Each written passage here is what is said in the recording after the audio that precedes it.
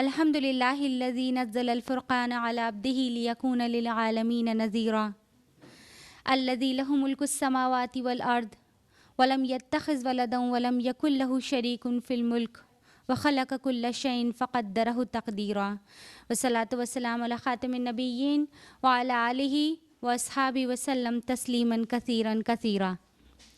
Honorable ladies, I, Fariha bint Hakimullah, welcome all of you from the bottom of my heart. Assalamu alaikum wa rahmatullahi wa barakatuh.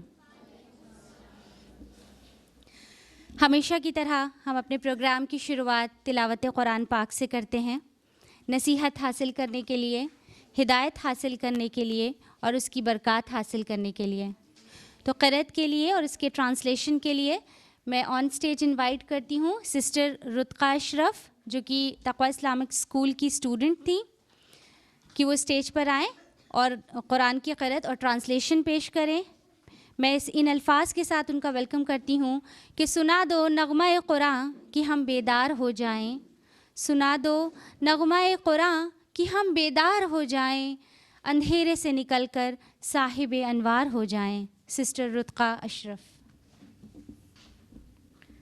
अस्सलामु अलैकुम व रहमतुल्लाहि व बरकातुहू। अऊज़ु बिल्लाहि मिनश शैतानिर रजीम। बिस्मिल्लाहिर रहमानिर रहीम। या बुनय्य इन्नहा इन तकु मिस्क़ाल हब्बह इन तकु मिस्क़ाल हब्बतिन मिन खरदल इन तकु मिस्क़ाल हब्बतिन मिन खरदलिन فتكن في صخرة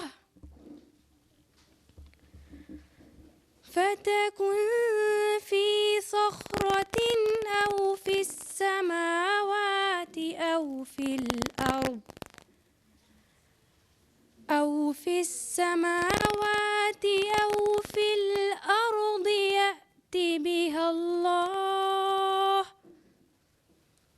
إن الله لطيف خبير. يا بني أقم الصلاة وأمر بالمعروف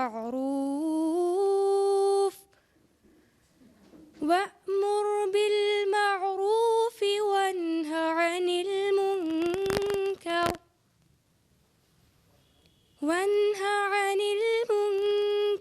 واصبر على ما أصابك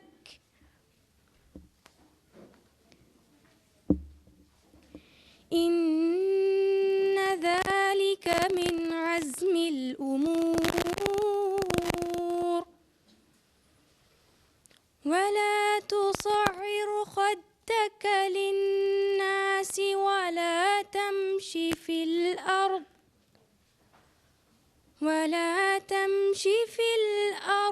مرحا إن الله لا يحب كل مختال فخور. ولا تصعر خدك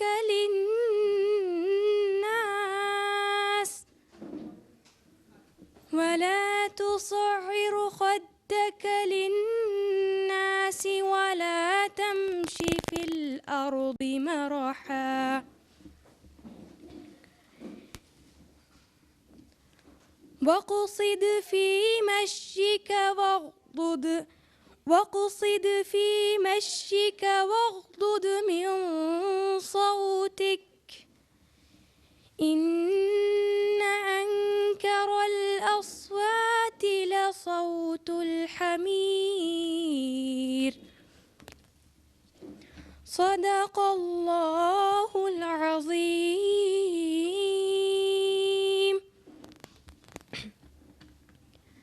अभी अभी जो क़िरात आपने समाअत फरमाई वो थी सूरह लुक़मान सूरह नंबर 31 आयत नंबर 16 से 19 तक, जिसका उर्दू तर्जुमा है, पनाह चाहती हूँ मैं अल्लाह ताला की शैतान मरदूद से, अल्लाह ताला के नाम के साथ जो बड़ा मेहरबान और निहायत रहम करने वाला है।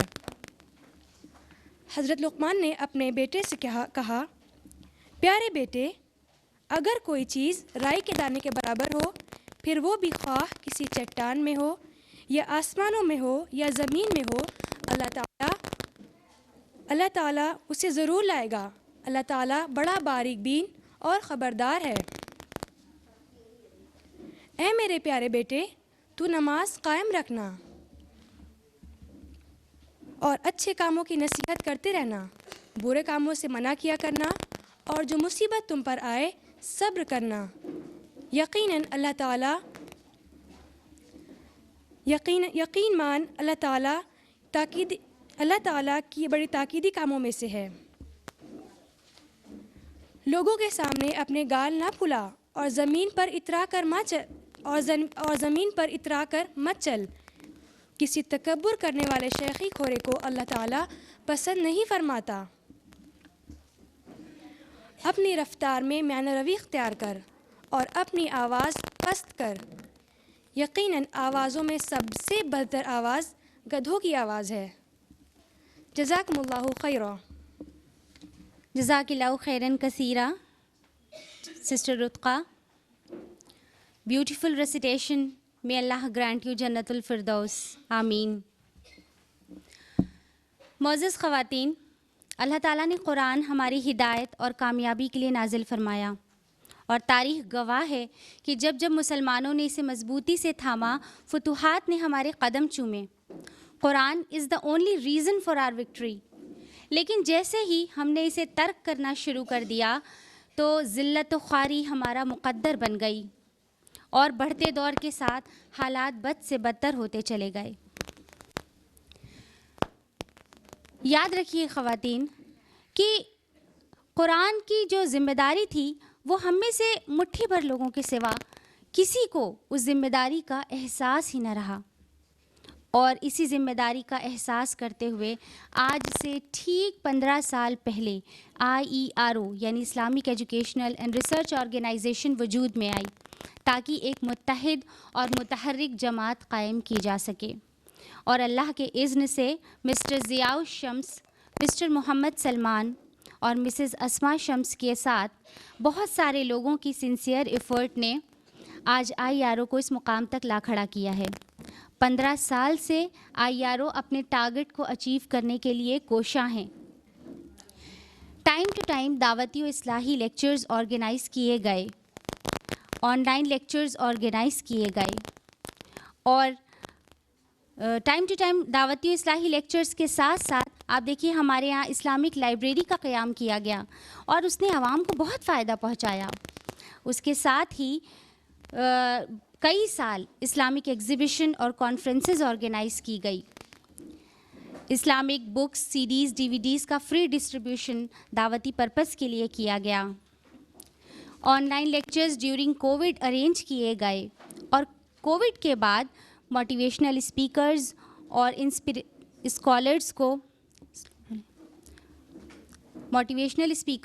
स्कॉलर्स को इनवाइट किया गया, और दावती और इस्लाही पर्पस के लिए इस ऑडिटोरियम का क़याम किया गया जहां आप सब मौजूद हैं। साथ ही साथ ख़वातीन के लिए अलग लेडीज़ विंग्स का इंतज़ाम किया गया, which is being led by Mrs Asma Shams, जिसमें दर्स कुरान, सीरतुन नबी, तरबियती classes for girls, Quran discussion वग़ैरह शामिल हैं। और अल्हम्दुलिल्लाह अल्लाह की मदद से हमारा सबसे बड़ा अचीवमेंट तक़वा इस्लामिक स्कूल है, ताकि हमारी आने वाली जनरेशन दीन की दाई बने और इसी ज़िम्मेदारी को आगे बढ़ाए। अल्हम्दुलिल्लाह। याद रखिए कि हमारे आने वाली नस्लों की तरबियत की ज़िम्मेदारी उस इदारे, उस इंस्टीट्यूट की भी है जहाँ बच्चे तालीम हासिल करते हैं, लेकिन उसके साथ साथ ये सबसे बड़ी ज़िम्मेदारी हम वालिदैन की है। आज के इस हाईटेक एरा और पुरफितन माहौल में बच्चों की तरबियत वालिदैन के लिए एक्चुअली एक मसला बन गया है, क्योंकि फहाशी से अपने बच्चों को महफूज रखना ये हम वालिदैन की ही तो जिम्मेदारी है। इसी फ़िक्र के तहत आज का ये प्रोग्राम ऑर्गेनाइज़ किया गया है, जिसका टॉपिक है स्मार्ट पेरेंटिंग, औलाद की उम्दा तरबियत, और जिसके लिए हमसे गुफ्तगू करने के लिए मौजूद हैं Mrs Asma Shams. Mrs Asma Shams IERO ladies wings president और तक़वा इस्लामिक स्कूल की प्रिंसिपल हैं। She is science graduate. She pursued B.Ed and M.Ed degree, and she is currently pursuing Masters in Arabic from Allahabad University. Sister Asma Shams इस mission को पूरा करने के लिए 15 साल पहले फील्ड में आई, ताकि गफलत में पड़े लोगों को कुरान से अवेयर किया जा सके और ख़ास तौर से ख़वातीन को उनकी ज़िम्मेदारी का एहसास कराया जा सके। आपके लेक्चर्स न सिर्फ इलाहाबाद बल्कि इलाहाबाद से बाहर भी होते हैं, लोग उससे फैज़याब होते हैं। हालांकि आपके साथ हेल्थ इश्यूज़ लगे रहते हैं, अल्लाह ताला आपको सेहत अता करे। सिस्टर अस्मा मुस्लिम ख़वातीन के लिए एक इंस्पिरेशन है, जो बहुत सारी गर्ल्स को ट्रेनिंग प्रोवाइड करती हैं, और आपके दुरूस कुरान ने कई ख़वातीन की ज़िंदगियों में इस्लामी बेदारी पैदा की है। May Allah accept your services in Islam and grant you जन्नतुल फिरदौस। अब मैं आपका ज़्यादा वक्त ना लेते हुए सिस्टर अस्मा को इनवाइट करती हूँ कि वो यहाँ पर आएँ और अपनी गुफ्तगू से प्रोग्राम को आगे बढ़ाएँ। मिसेज़ अस्मा शम्स। अल्हम्दुलिल्लाह अल्हम्दुलिल्लाहि वहदा वस्सलातु वस्सलामु अला मन ला नबिय्य बअदा वअऊज़ु बिल्लाहि मिनश शैतानिर रजीम बिस्मिल्लाहिर रहमानिर रहीम या अय्युहल्लज़ीना आमनू क़ू अन्फुसकुम व अहलीकुम नारा वक़ूदुहन नास वल हिजारा बिस्मिल्लाहिर रहमानिर रहीम रब्बिश्रह ली सदरी व यस्सिर ली अमरी वहलुल उक़दतम मिन लिसानी यफ़क़हू क़ौली। मेरी अज़ीज़ सामियात, आप सभी का तहे दिल से खैर मक़दम है। अस्सलामु अलैकुम व रहमतुल्लाहि व बरकातुहू। जैसा कि आपके इल्म में बार बार आ चुका है कि आज की इस प्रोग्राम का मौजू है स्मार्ट पेरेंटिंग, औलाद की उम्दा तरबियत। सबसे पहले पेरेंटिंग का माना जान लेते हैं। According to Collins dictionary, parenting का मतलब होता है parenting is the activity of bringing up and looking after your child. अपने बच्चे की परवरिश और उसकी देखभाल का जो अमल है वो पेरेंटिंग कहलाता है। औलाद एक ऐसा अहम और हसास नाम है जिसकी ख्वाहिश सबको होती है, और औलाद की ख्वाहिश करना इट्स नथिंग रॉन्ग कि हम औलाद की ख्वाहिश करें। अंबिया अलैहिमुस्सलाम ने औलाद के लिए दुआ किया है। इब्राहीम अलैहिस्सलाम ने औलाद के लिए दुआ किया, ज़करिया अलैहिस्सलाम ने औलाद के लिए दुआ किया। उनकी दुआ मज़कूर है सूरा आल इमरान सूरा नंबर 3 आयत नंबर 38 में। उन्होंने इस तरह अल्लाह को पुकारा था, रब्बि हबली मिन लदुनका ज़ुर्रियतन तय्यिबा इन्नका समीउ दुआ। ऐ मेरे रब, मुझे अपने पास से एक पाकीज़ा लड़का अता फरमा, बेशक आप दुआओं को सुनने वाले हैं। लिहाजा औलाद की ख्वाहिश एक फ़ितरी ख्वाहिश है, और जब अंबिया अलैहिमुस्सलाम ने इसकी दुआ किया तो जाहिर है बाकी सब के लिए भी ये बहुत नॉर्मल बात है कि वो माँ या वालिद बनना चाहते हैं। लेकिन जिस तरह औलाद के मिलने से बहुत बड़ी खुशी होती है, उसके साथ ही एक बहुत बड़ी जिम्मेदारी और बहुत बड़ा चैलेंज साथ में आ जाता है। और ये पेरेंटिंग या औलाद की तरबियत ये अहम मौजू हमेशा ही रहा है, लेकिन हम जिस दौर में जी रहे हैं, जो साइंस और टेक्नोलॉजी का एरा है, इंफॉर्मेशन एज कह सकते हैं इसको, डिजिटल एज कह सकते हैं, और वो डिजिटल एज के साथ साथ दौरे पुरफितन भी कह सकते हैं। तो हम जिस दौरे पुरफितन में जी रहे हैं उसमें ये पेरेंटिंग एक चैलेंजिंग मसला है। अहम तो हमेशा ही था, औलाद की तरबियत अहम तो हमेशा ही थी, लेकिन इस एरा में, इस दौर में ये एक चैलेंजिंग मैटर है। और अक्सर व बेशतर वालिदैन बहुत खौफज़दा रहते हैं और बहुत टेंस्ड रहते हैं इस वजह से कि उनके बच्चे बड़े हो रहे हैं और इस पुरफितन माहौल में उनकी तरबियत करनी है, उन्हें बचाकर चलना है। तो हम इस दौर के एक हल्का सा ग्लिम्स आपको दिखाते चलें, एक छोटी सी थोड़ी सी झलकी कि ये एक्चुअली कितना पुरफितन दौर है, ताकि आगे जो बात कही जाए उसकी अहमियत और बढ़ जाए और आप गौर से सुनना और उसको फॉलो करना पसंद करें। देखिए, हम जिस एरा में जी रहे हैं उसमें एक फितने वाला डिवाइस सबके हाथ में होता है और ये है मोबाइल। सब चीज़ें बुरी नहीं है, लेकिन उसके अक्सर इस्तेमाल बहुत प्रॉब्लमेटिक है इस दौर में। तो ये मोबाइल बच्चों के भी हाथ में है और वो वालिदैन ही देते हैं। सोशल साइंस के प्रोफेसर नीलम विनोद कहती हैं कि वालिदैन अपने बच्चों को इस मोबाइल की शक्ल में थोड़ी सी आसानी के लिए और उनको कहीं इंगेज करने के लिए की ऑफ डिस्ट्रैक्शन हैंड ओवर कर देते हैं, और जिसके इस्तेमाल से आज बच्चे कम और एडल्ट्स ज़्यादा हो गए हैं। उसके अलावा ये जो मोबाइल का इस्तेमाल है ना, ये बच्चों के लिए जो उनके ब्रेन के केमिकल्स हैं ना, उनको अफेक्ट कर रहा है और बैडली अफेक्ट कर रहा है। और डोपामिन न्यूरोट्रांसमीटर्स के बहुत सारे उससे रिलेटेड बहुत सारी प्रॉब्लम्स आने लगी है। लिहाजा बच्चे आज पहले के मुकाबले काफ़ी ज़्यादा झगड़ालू, बात बात पे चिड़चिड़ाने वाले और झगड़ा करने वाले, वॉयलेंट, एग्रेसिव और चिड़चिड़े और बात बात पे परेशान ज़्यादा हैं पहले के मुकाबले, बहुत ज़्यादा। और नींद ना आना, उन्हें थकावट होना और बहुत सारे चिड़चिड़ापन, ये बहुत नॉर्मल बात हो गई है हर घर के बच्चों में। लिहाजा हमें ये जानना चाहिए कि रिसर्चर्स इस बारे में क्या कहते हैं। रिसर्चर्स के मुताबिक ये जो मोबाइल है ना, इसकी जो ब्लू लाइट है सेल फोन की, ये मेलाटोनिन के प्रोडक्शन में रुकावट बनती है, जिसकी वजह से उनका स्लीप पैटर्न बिगड़ जाता है। रिसर्चेस और स्टडीज़ में पाया गया है कि 64% बच्चों का मोबाइल यूज़ करने की वजह से उनके स्लीप पैटर्न बिगड़ गया।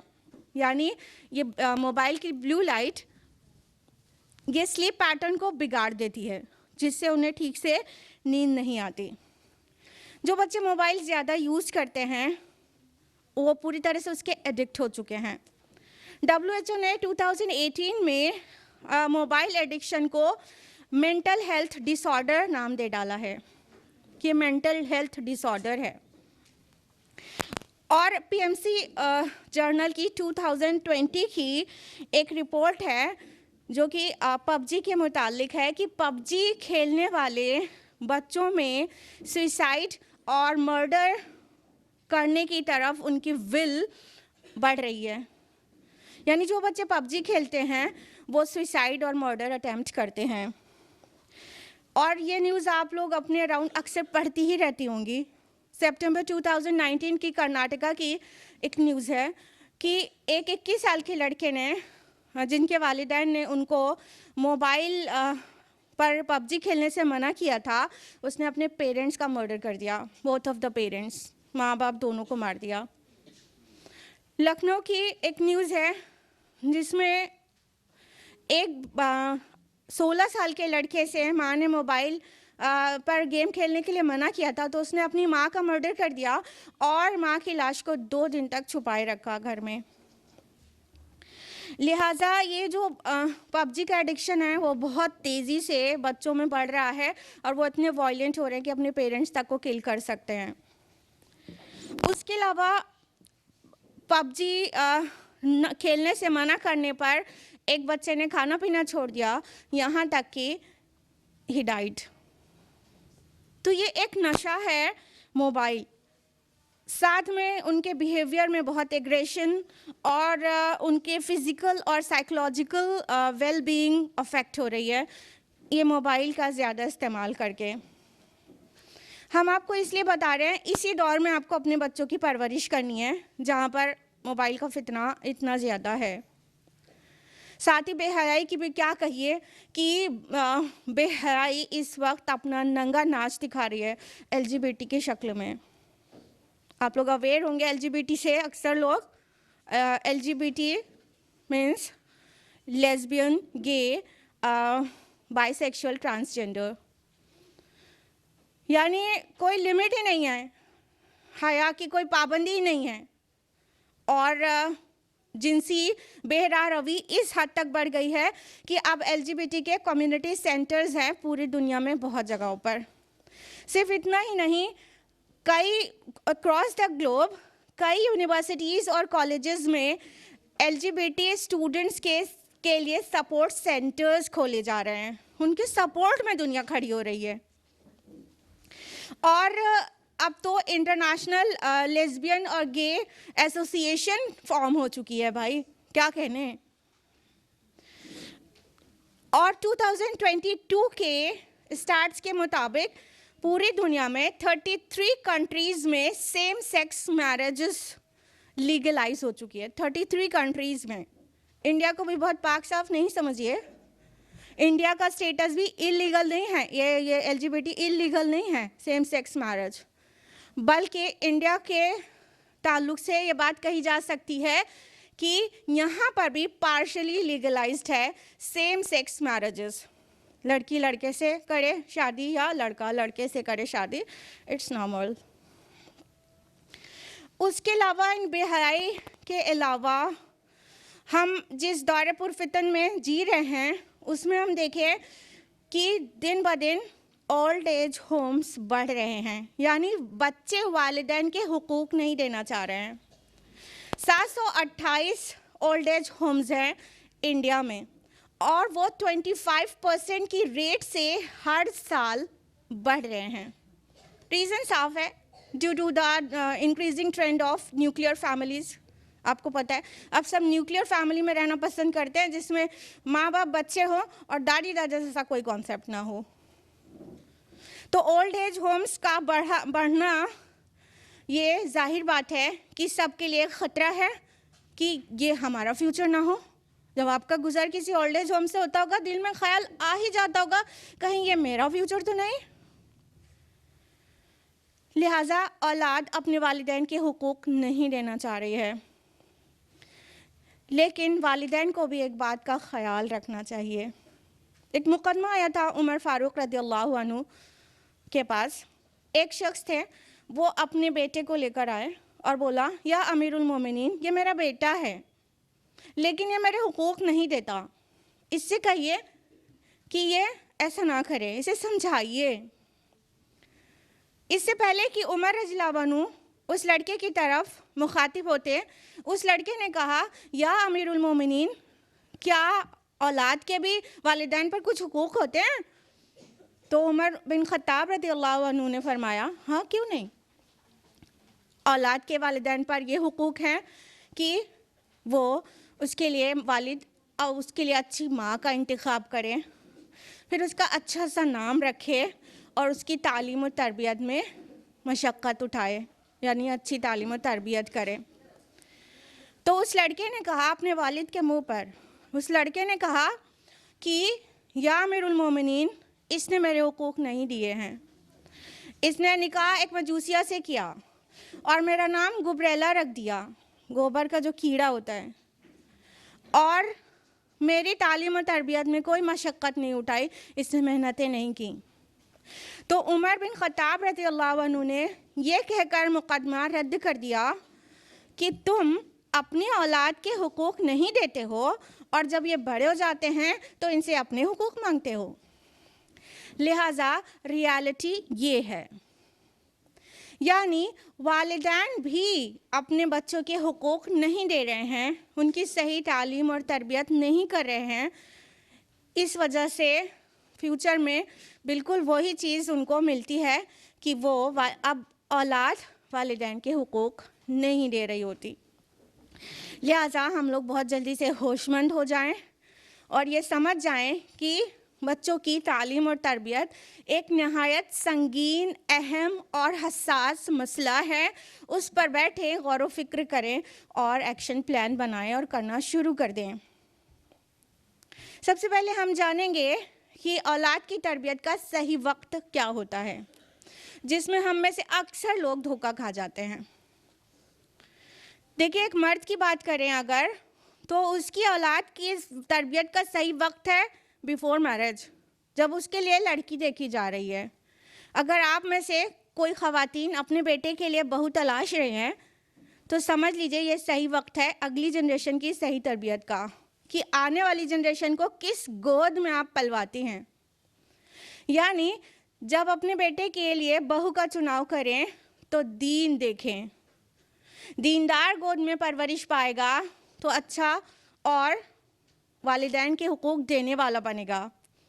लेकिन अगर हमने दीन नहीं देखा तो वहीं पर सबसे पहली गलती कर दी। और अगर ख़वातीन की बात करें तो उनका एक्टिव रोल शुरू हो जाता है जब वो प्रेग्नेंट होती हैं। जी हाँ, बच्चा पैदा होने के बाद नहीं, 5-10 साल के बाद नहीं तरबियत का वक्त शुरू होता। तरबियत का वक्त शुरू हो जाता है प्रेगनेंसी से। 24th वीक एम्ब्रियो मदर्स वूम में रहकर भी सुनता है।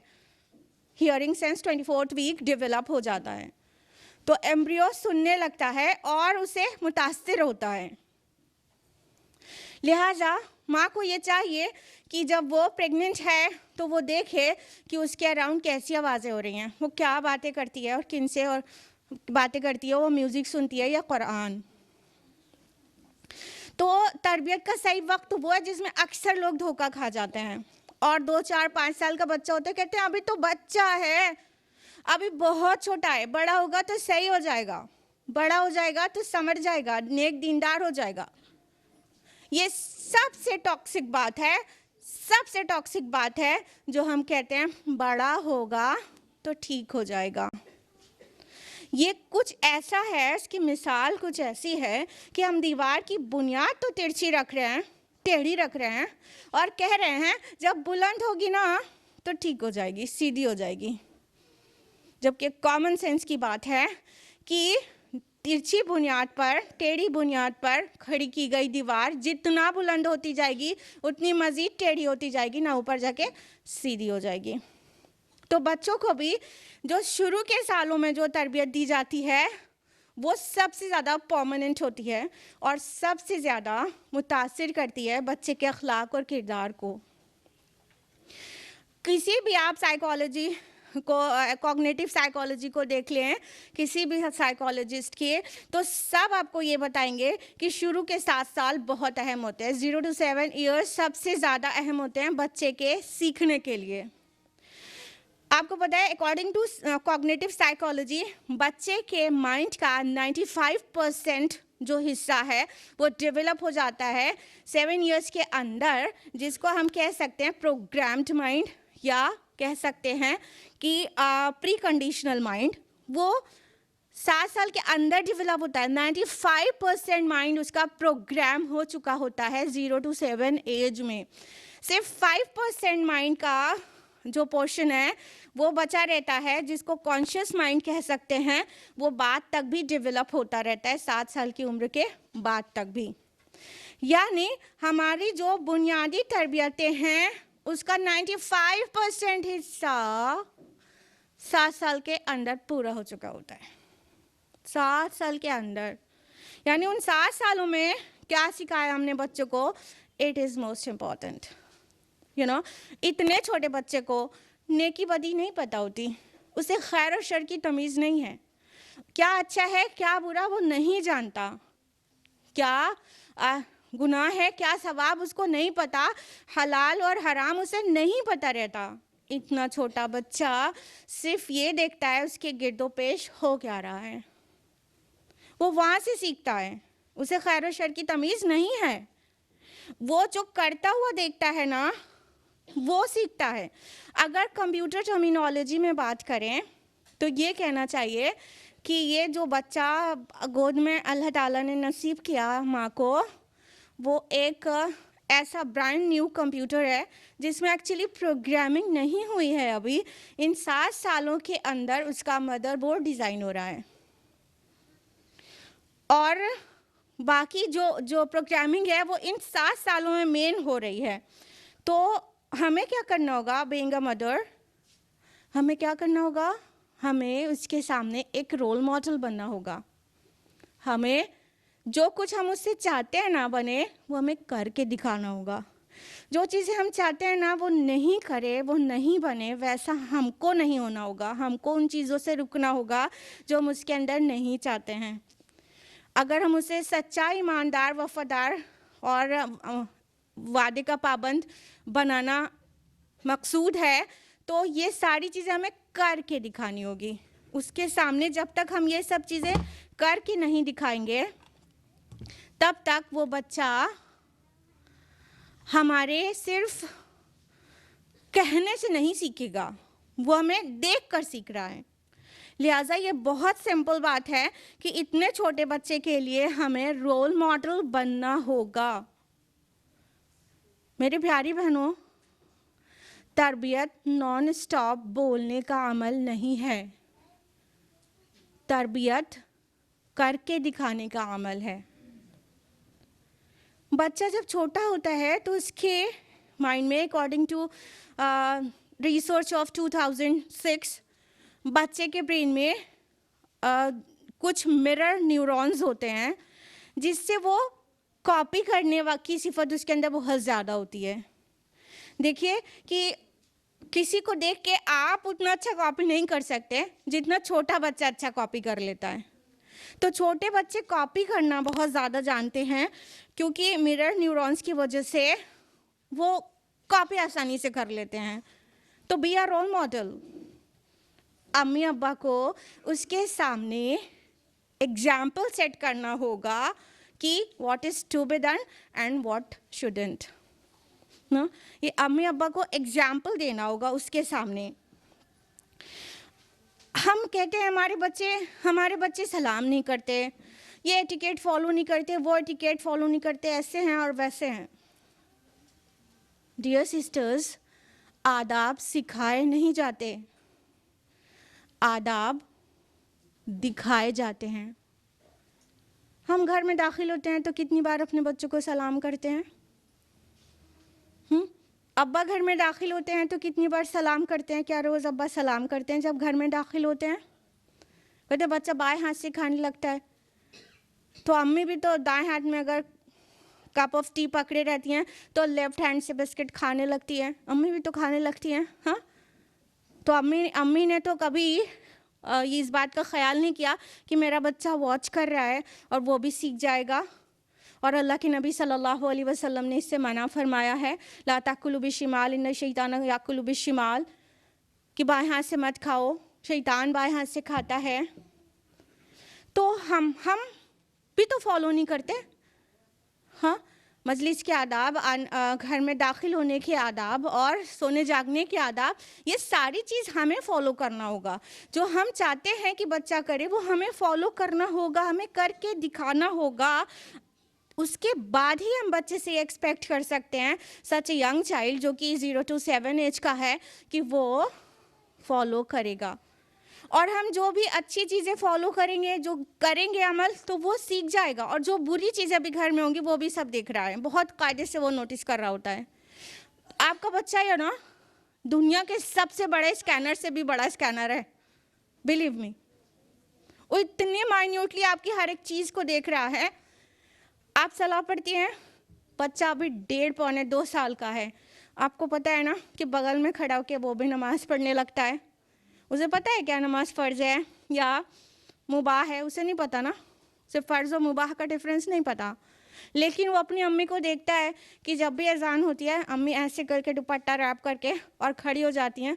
बच्चा बॉय है कि गर्ल है, उसका सत्र भी ढका है कि खुला है, डजेंट मैटर, बस वो खड़ा हो जाता है साथ में। लेकिन अम्मी जब दादी को जली कटी बोलती रहती हैं तो वो भी समझता रहता है, वो भी देख रहा होता है।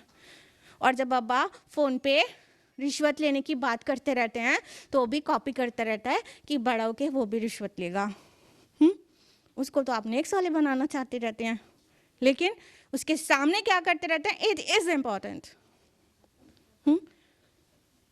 जब अम्मी घर के तमाम ससुराल वालों की ऐसी वैसी बातें, उनसे खुन्नस और बहन से मोहब्बत दिखाती रहती, सब बेटी देखती रहती है 4 साल की। बड़ा होके वो भी प्लान करे, उसका माइंड प्रोग्राम हो रहा है। जो कुछ आप डेमोन्स्ट्रेट कर रहे हैं उसका माइंड उसके हिसाब में प्रोग्राम हो रहा है। बड़े होके उससे भी ऐसे ही करना है, क्योंकि बच्चों का, इतने छोटे बच्चों का जो रोल मॉडल होते हैं एक्चुअली वो पेरेंट्स ही होते हैं। आप जैसा अपने बच्चे के अंदर चाहते हैं वैसे खुद बनना होगा, अदरवाइज जैसे आप हैं वैसा बच्चा बन जाएगा। अगर अब्बू को हर वक्त फ़ोन पे झूठ बोलना है तो वो झूठ बोलना सीख जाएगा, उसे कहना थोड़ी पड़ेगा आपको, बेटा झूठ बोलकर अगर अपना काम निकाल सकते हो तो निकाल लिया करो, कभी ज़ुबान से नहीं सिखाना पड़ेगा।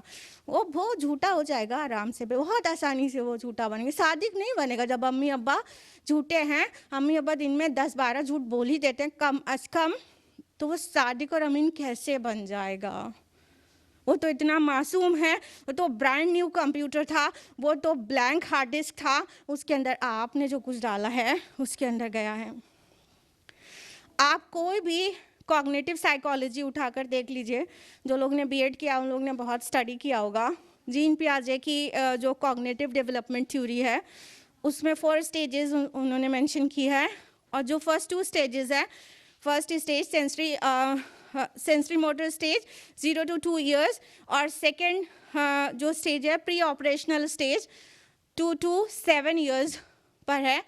इन दोनों स्टेजेस में बहुत क्लियर है कि बच्चा बैकग्राउंड से सीखता है, जो कुछ विटनेस करता है वो सीखता चला जाता है, उस हिसाब से उसका माइंड प्लान और प्रोग्राम हो जाता है। चाहे आप ब्रूनर्स थ्योरी देखें, चाहे आप एरिक एरिक्सन की 8 स्टेजेस साइको सोशल डेवलपमेंट देखें, उसमें जो ये एज ग्रुप को जिसने भी डिस्क्राइब किया है, कोई भी आप कॉग्निटिव साइकोलॉजी उठाकर देख लीजिए, जितने भी जो लर्निंग साइकोलॉजी जिन्होंने भी डिस्क्राइब किया है, सब ने इस स्टेज को अप टू 7 वो यही बताया है कि वो बैकग्राउंड से जो चीज़ें हो रही होती हैं वहाँ से सीखता है। तो ज़रूरत है कि बैकग्राउंड में एक खुशनुमा माहौल दिया जाए बच्चे को, उसको डूज जो आप चाहते हैं वो चीज़ें करके उसके माहौल में उसे दिखा रहे हों। दूसरी चीज़ बहुत अहम जो इस उम्र में सिखाने की है, जो बोल के भी सिखाई जा सकती है, वो है अल्लाह की मारिफत बच्चे को हासिल कराई जाए, अल्लाह ताला को पहचानवाएं, मेक देम रिकग्नाइज अल्लाह सुब्हानहू व तआला देयर क्रिएटर, उनको बताएं उनका रब कौन है। कैसे कैसे बताएं? आप सब्ज़ी काट रही हैं, टमाटर काट रही हैं, आप उससे बात करती रहें, 4 साल का बच्चा है, 3 साल का बच्चा है, आप उससे बात करती रहें, देखिए कितना ब्यूटीफुल अल्लाह ताला ने बनाया है, टेस्ट भी इतना अच्छा, कलर भी अच्छा, देखिए सीड्स कितनी ब्यूटीफुली अरेंज्ड है, ये सब अल्लाह ताला ने बनाया हमारे और आपके लिए, हमको कितना प्यार करते हैं अल्लाह ताला। आप उसके लिए अनार का जूस बनाने जा रही हैं, अनार काट रही हैं, उससे बताइए, बोलते रहिए उससे, देखिए कि ये कितना मोती की तरह बीज अंदर अल्लाह ताला ने दाने अल्लाह ताला ने अरेंज किया है, कितनी अच्छी तरह से सेट है ये, और इसके ऊपर कितनी हार्ड कवरिंग है कि वो डिस्टर्ब नहीं हो, अंदर पूरा जूसी है, ऊपर से कितनी हार्ड कवरिंग, अल्लाह ताला ने कितना वाइजली सेट किया है इसको, हाउ ब्यूटीफुल अल्लाह's क्रिएशन इज़। हाँ, ऐसे बोलते रहिए, ये अल्लाह ताला का रिकग्निशन होगा उसके लिए, वो पहचानेगा, मारिफत इलाही उसको वहाँ से मिलेगी, बहुत छोटेपन से अल्लाह को पहचानने लगेगा। कहीं सैर पर जाएं तो जो ब्यूटीफुल सीनरी हो उसके बारे में बताते रहें, ये सब अल्लाह ताला ने बनाया हमारे और आपके ज़ौक़े जमाल के लिए, कि हमको ब्यूटी अच्छी लगती है तो अल्लाह ताला ने सब कितना ब्यूटीफुल बनाया हमारे और आपके लिए, अल्लाह ने मुसख्खर कर दिया, देखिए चाँद ये शाम को कितना अच्छा लगता है, ये अल्लाह ताला ने बनाया और कितना ब्यूटीफुल बनाया, बताते रहिए। ये हो गया अल्लाह ताला की मारिफत इतने छोटे बच्चे के अंदर भी डाल पाना। आप रोज़मर्रा के कामों के दरमियान ये काम बहुत हुस्न के साथ कर सकते हैं। देखिए, कुतुबुद्दीन बख्तियार काकी का वाक़या है। उनकी वालिदा उसको खाने को भी देती थी अपने बच्चे को, तो भी अल्लाह की मारिफत करा देती थी। वो खाना बना के, रोटी बना के उसे दे नहीं देती थी, उसे छुपा देती थी और बच्चे से कहती थी कि जाइए देखिए, ढूंढिए, अल्लाह ताला ने आपके लिए रिस्क भेजा होगा। अल्लाह राज़िक़ है, अल्लाह रिस्क देता है, आपका रिस्क कहीं ना कहीं तो भेजा होगा उसने, तो जाइए आप ढूंढिए। बच्चा ढूंढता था तो उसे मिल जाता था खाने को, वो खुश हो जाता था। धीरे धीरे उसे यकीन हो गया रिस्क देने का काम अल्लाह ताला का है। एक मर्तबा वो बाहर थी और बच्चे का मदरसे से वापस आने का वक्त हो गया।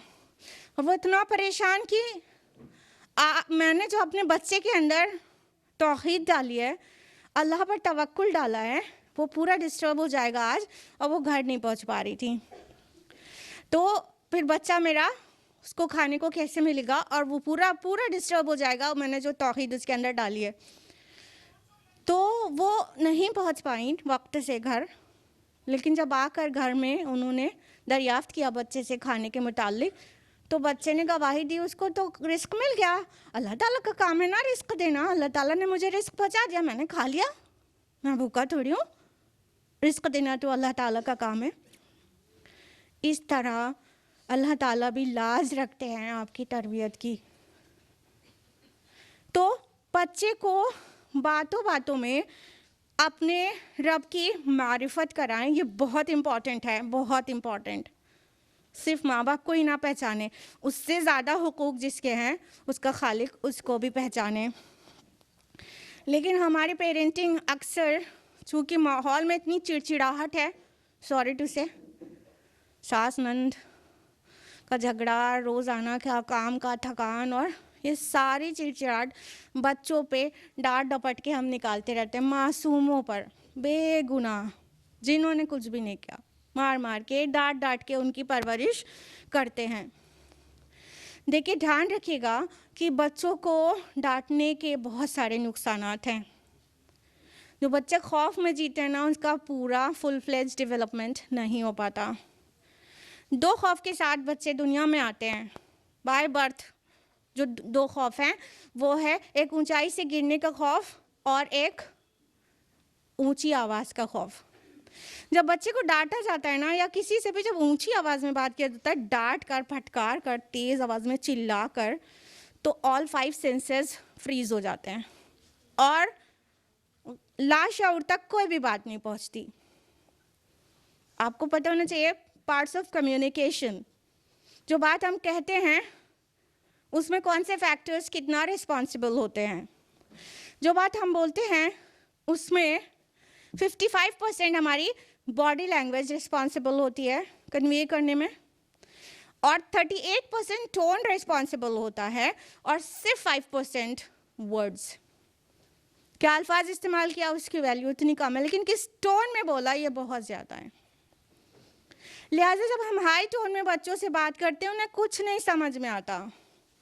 आपने देखा होगा कि आपने एक दिन बच्चे को बहुत चिल्लाया, बहुत डांटा किसी बात के लिए, और अगले दिन वो ही काम करता हुआ फिर नज़र आता है। आता नहीं आता? फिर आप कहते हैं कितना ढीठ हो गया, अब इतना छोटा है, इतना ढीठ हो गया। अल्लाह अकबर, आप समझे ही नहीं।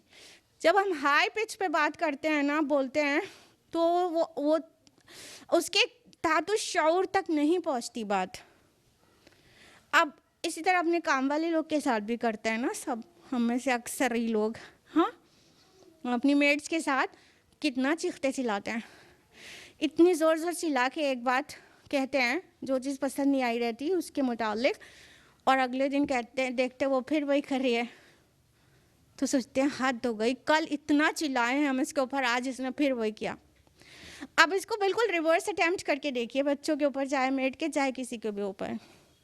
बहुत प्यार से सॉफ्ट वॉइस में समझा कर बात करके देखिए। वही बात, कुछ गलती कर रहा है, डांटने के बजाय बहुत प्यार से समझा कर बात करिए और उसे खूब अच्छी तरह समझा दीजिए। देखिए अगले दिन वो रिपीट नहीं करेगा।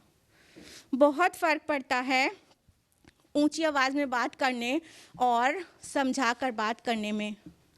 लिहाजा हमें चाहिए कि हम अपने बच्चों से प्यार से डील किया करें, और ना सिर्फ बच्चों से डायरेक्ट डील करने में, बल्कि इस बात का बहुत ख्याल रखें कि शौहर बीवी झगड़ा ना करें बच्चों के सामने।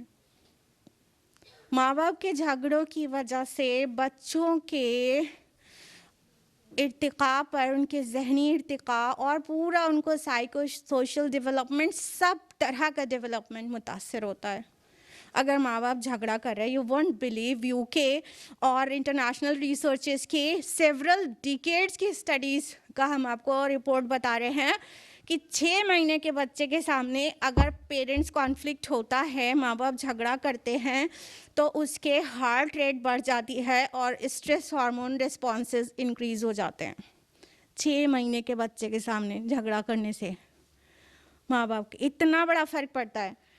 कार्डिफ यूनिवर्सिटी के न्यू स्टडी के मुताबिक माँ बाप के झगड़ों की वजह से बच्चे का फिज़िकल, इमोशनल और डेवलपमेंटल जो हेल्थ है वो मुतासिर होती है। सब तरह की उसकी हेल्थ मुतासिर होती है माँ बाप के झगड़ों से। इतना ही नहीं, अकॉर्डिंग टू गॉटमैन्स रिसर्च, 3 महीने के बच्चे के सामने भी अगर पेरेंट्स कॉन्फ्लिक्ट हो, 3 महीना इन्फेंट, 3 मंथ्स इन्फेंट, उसके सामने पेरेंट्स कॉन्फ्लिक्ट का असर उसके ऊपर बाद में ये पड़ सकता है कि उसके अंदर लोअर कैपेसिटी ऑफ कंसंट्रेशन हो जाए, या जॉय की कैपेसिटी कम हो जाए, या ability of being calm down वो मुतासिर हो जाए इतने छोटे बच्चे के सामने। और जब माँ बाप घर में झगड़ा करते रहते हैं ना, तो उन बच्चों के अंदर डिप्रेशन रिकॉर्ड किया जाता है। कि आपको पता होगा चाइल्ड डिप्रेशन आजकल एक कॉमन चीज़ होती जा रही है। बच्चों के अंदर डिप्रेशन कहाँ से होता है? गोद के बच्चे के सामने भी जब झगड़ा कर रहे होते हैं, वहाँ से बिगन होता है। तो डिप्रेशन, एंजाइटी या बिहेवियरल इश्यूज़, बहुत ज़्यादा एग्रेसिव होना, इवन उनकी कॉग्निटिव परफॉर्मेंस का डिक्लाइन होना, ये सारी चीज़ हो सकती है।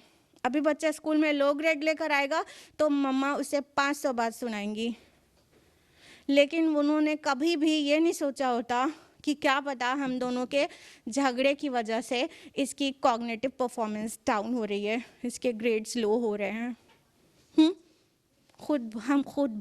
हम खुद गलत हो सकते हैं और बच्चे को जिसके लिए डांट रहे होते हैं। उसके अलावा इन झगड़ों की वजह से मदर फादर के जुवेनाइल डेलिंक्वेंसी बढ़ रही है। आपको पता है बच्चे भी आजकल जुर्म करने लगे हैं, छोटे छोटे बच्चे बड़ा बड़ा जुर्म पढ़ते होंगे न्यूज़पेपर में। और मैल एडजस्टमेंट ये भी इसकी वजह से हो सकता है। बच्चे एडजस्ट नहीं होते हैं, स्कूल में नहीं एडजस्ट कर पाते हैं, सोसाइटी में नहीं करते, पार्क में नहीं करते, दोस्तों के साथ एडजस्ट नहीं होते, पार्टीज़ में कहीं नहीं। इसको मैल एडजस्टमेंट कहते हैं। और उसके अलावा उनका सोशल बिहेवियर ख़राब हो सकता है। इवन स्मोकिंग और ड्रिंकिंग की उनको आदत लग सकती है इन घरेलू झगड़ों की वजह से उनके सामने। और उनका जो हाई एवरेज ऑफ कॉर्टिसोल है, उनका केमिकल, वो बढ़ता है। उसकी वजह से वो बहुत जल्दी से थक जाते हैं और बहुत जल्दी बीमार हो जाते हैं, और उनका स्लीप पैटर्न बिगड़ जाता है और नींद ठीक से नहीं आती। ये सभी कुछ हो सकता है। और बिल्कुल कंट्रास्ट ऑफ इट, जो हैप्पी फैमिली और स्टेबल फैमिली रिलेशंस होते हैं, उस माहौल में पल रहे बढ़ रहे बच्चे, इन सभी चीज़ों के चांसेस उनमें बहुत कम होते हैं। यानी वो बहुत सुकून से उनकी परवरिश हो रही होती है अगर माँ बाप झगड़ा नहीं करते, बहुत अंडरस्टैंडिंग के साथ रहते हैं। हैप्पी फैमिली में बच्चों की परवरिश अच्छी होती है। लिहाजा हमें इस चीज़ को समझें कि हम कम से कम अपने हस्बैंड के साथ बैठ के प्लान सेट करें कि कम से कम बच्चों के सामने तो किसी भी कीमत पे नहीं, कोई कॉन्फ्लिक्ट है भी आपस में तो बच्चों के सामने तो कभी डिस्कस ना हो। अगर कॉन्फ्लिक्ट रिजॉल्व करना है तो भी अलग बैठ के सुकून से, बच्चे के सो जाने के बाद कहीं कोने में जाके, कहीं अलग कमरे में, बच्चों के सामने तो बिल्कुल नहीं। उनके पूरे फ्यूचर, पूरे करियर, पूरे हेल्थ का सवाल है। लिहाजा अल्लाह ताला ने कलम के ज़रिए इल्म दिया ना, अल्लज़ी अल्लम बिल कलम, उठाएं कलम और लिखें कि 0 से 7 की एज में, जिनके घर में भी इतने छोटे बच्चे हैं, लिखें बैठ के हस्बैंड वाइफ मिलकर कि क्या करना है और क्या नहीं करना है। तो डूज एंड डोंट्स लिख डालें, प्लान करके करेंगे। परवरिश बच्चों की कोई ऐसे ही छोटा सा टास्क नहीं दे दिया गया आपको, ये बहुत बड़ा टास्क है, बहुत बड़ा टास्क है। ये बच्चे आपके लिए एक तरफ सवाब जारिया का ज़रिया हो सकते हैं अगर आपने इनकी तरबियत सही कर दी, तो दूसरी तरफ मुस्तकिल जारी रहने वाला अजाब भी बन सकता है। You must be aware of the story of 2 sons of Adam, peace be upon him. सूरह माइदा सूरह नंबर 5 आयत नंबर 27 से 30 में हाबिल और काबिल की स्टोरी बयान की है अल्लाह ताला ने। काबिल ने हाबिल का कत्ल कर दिया और वो पहला मर्डरर करार पाया।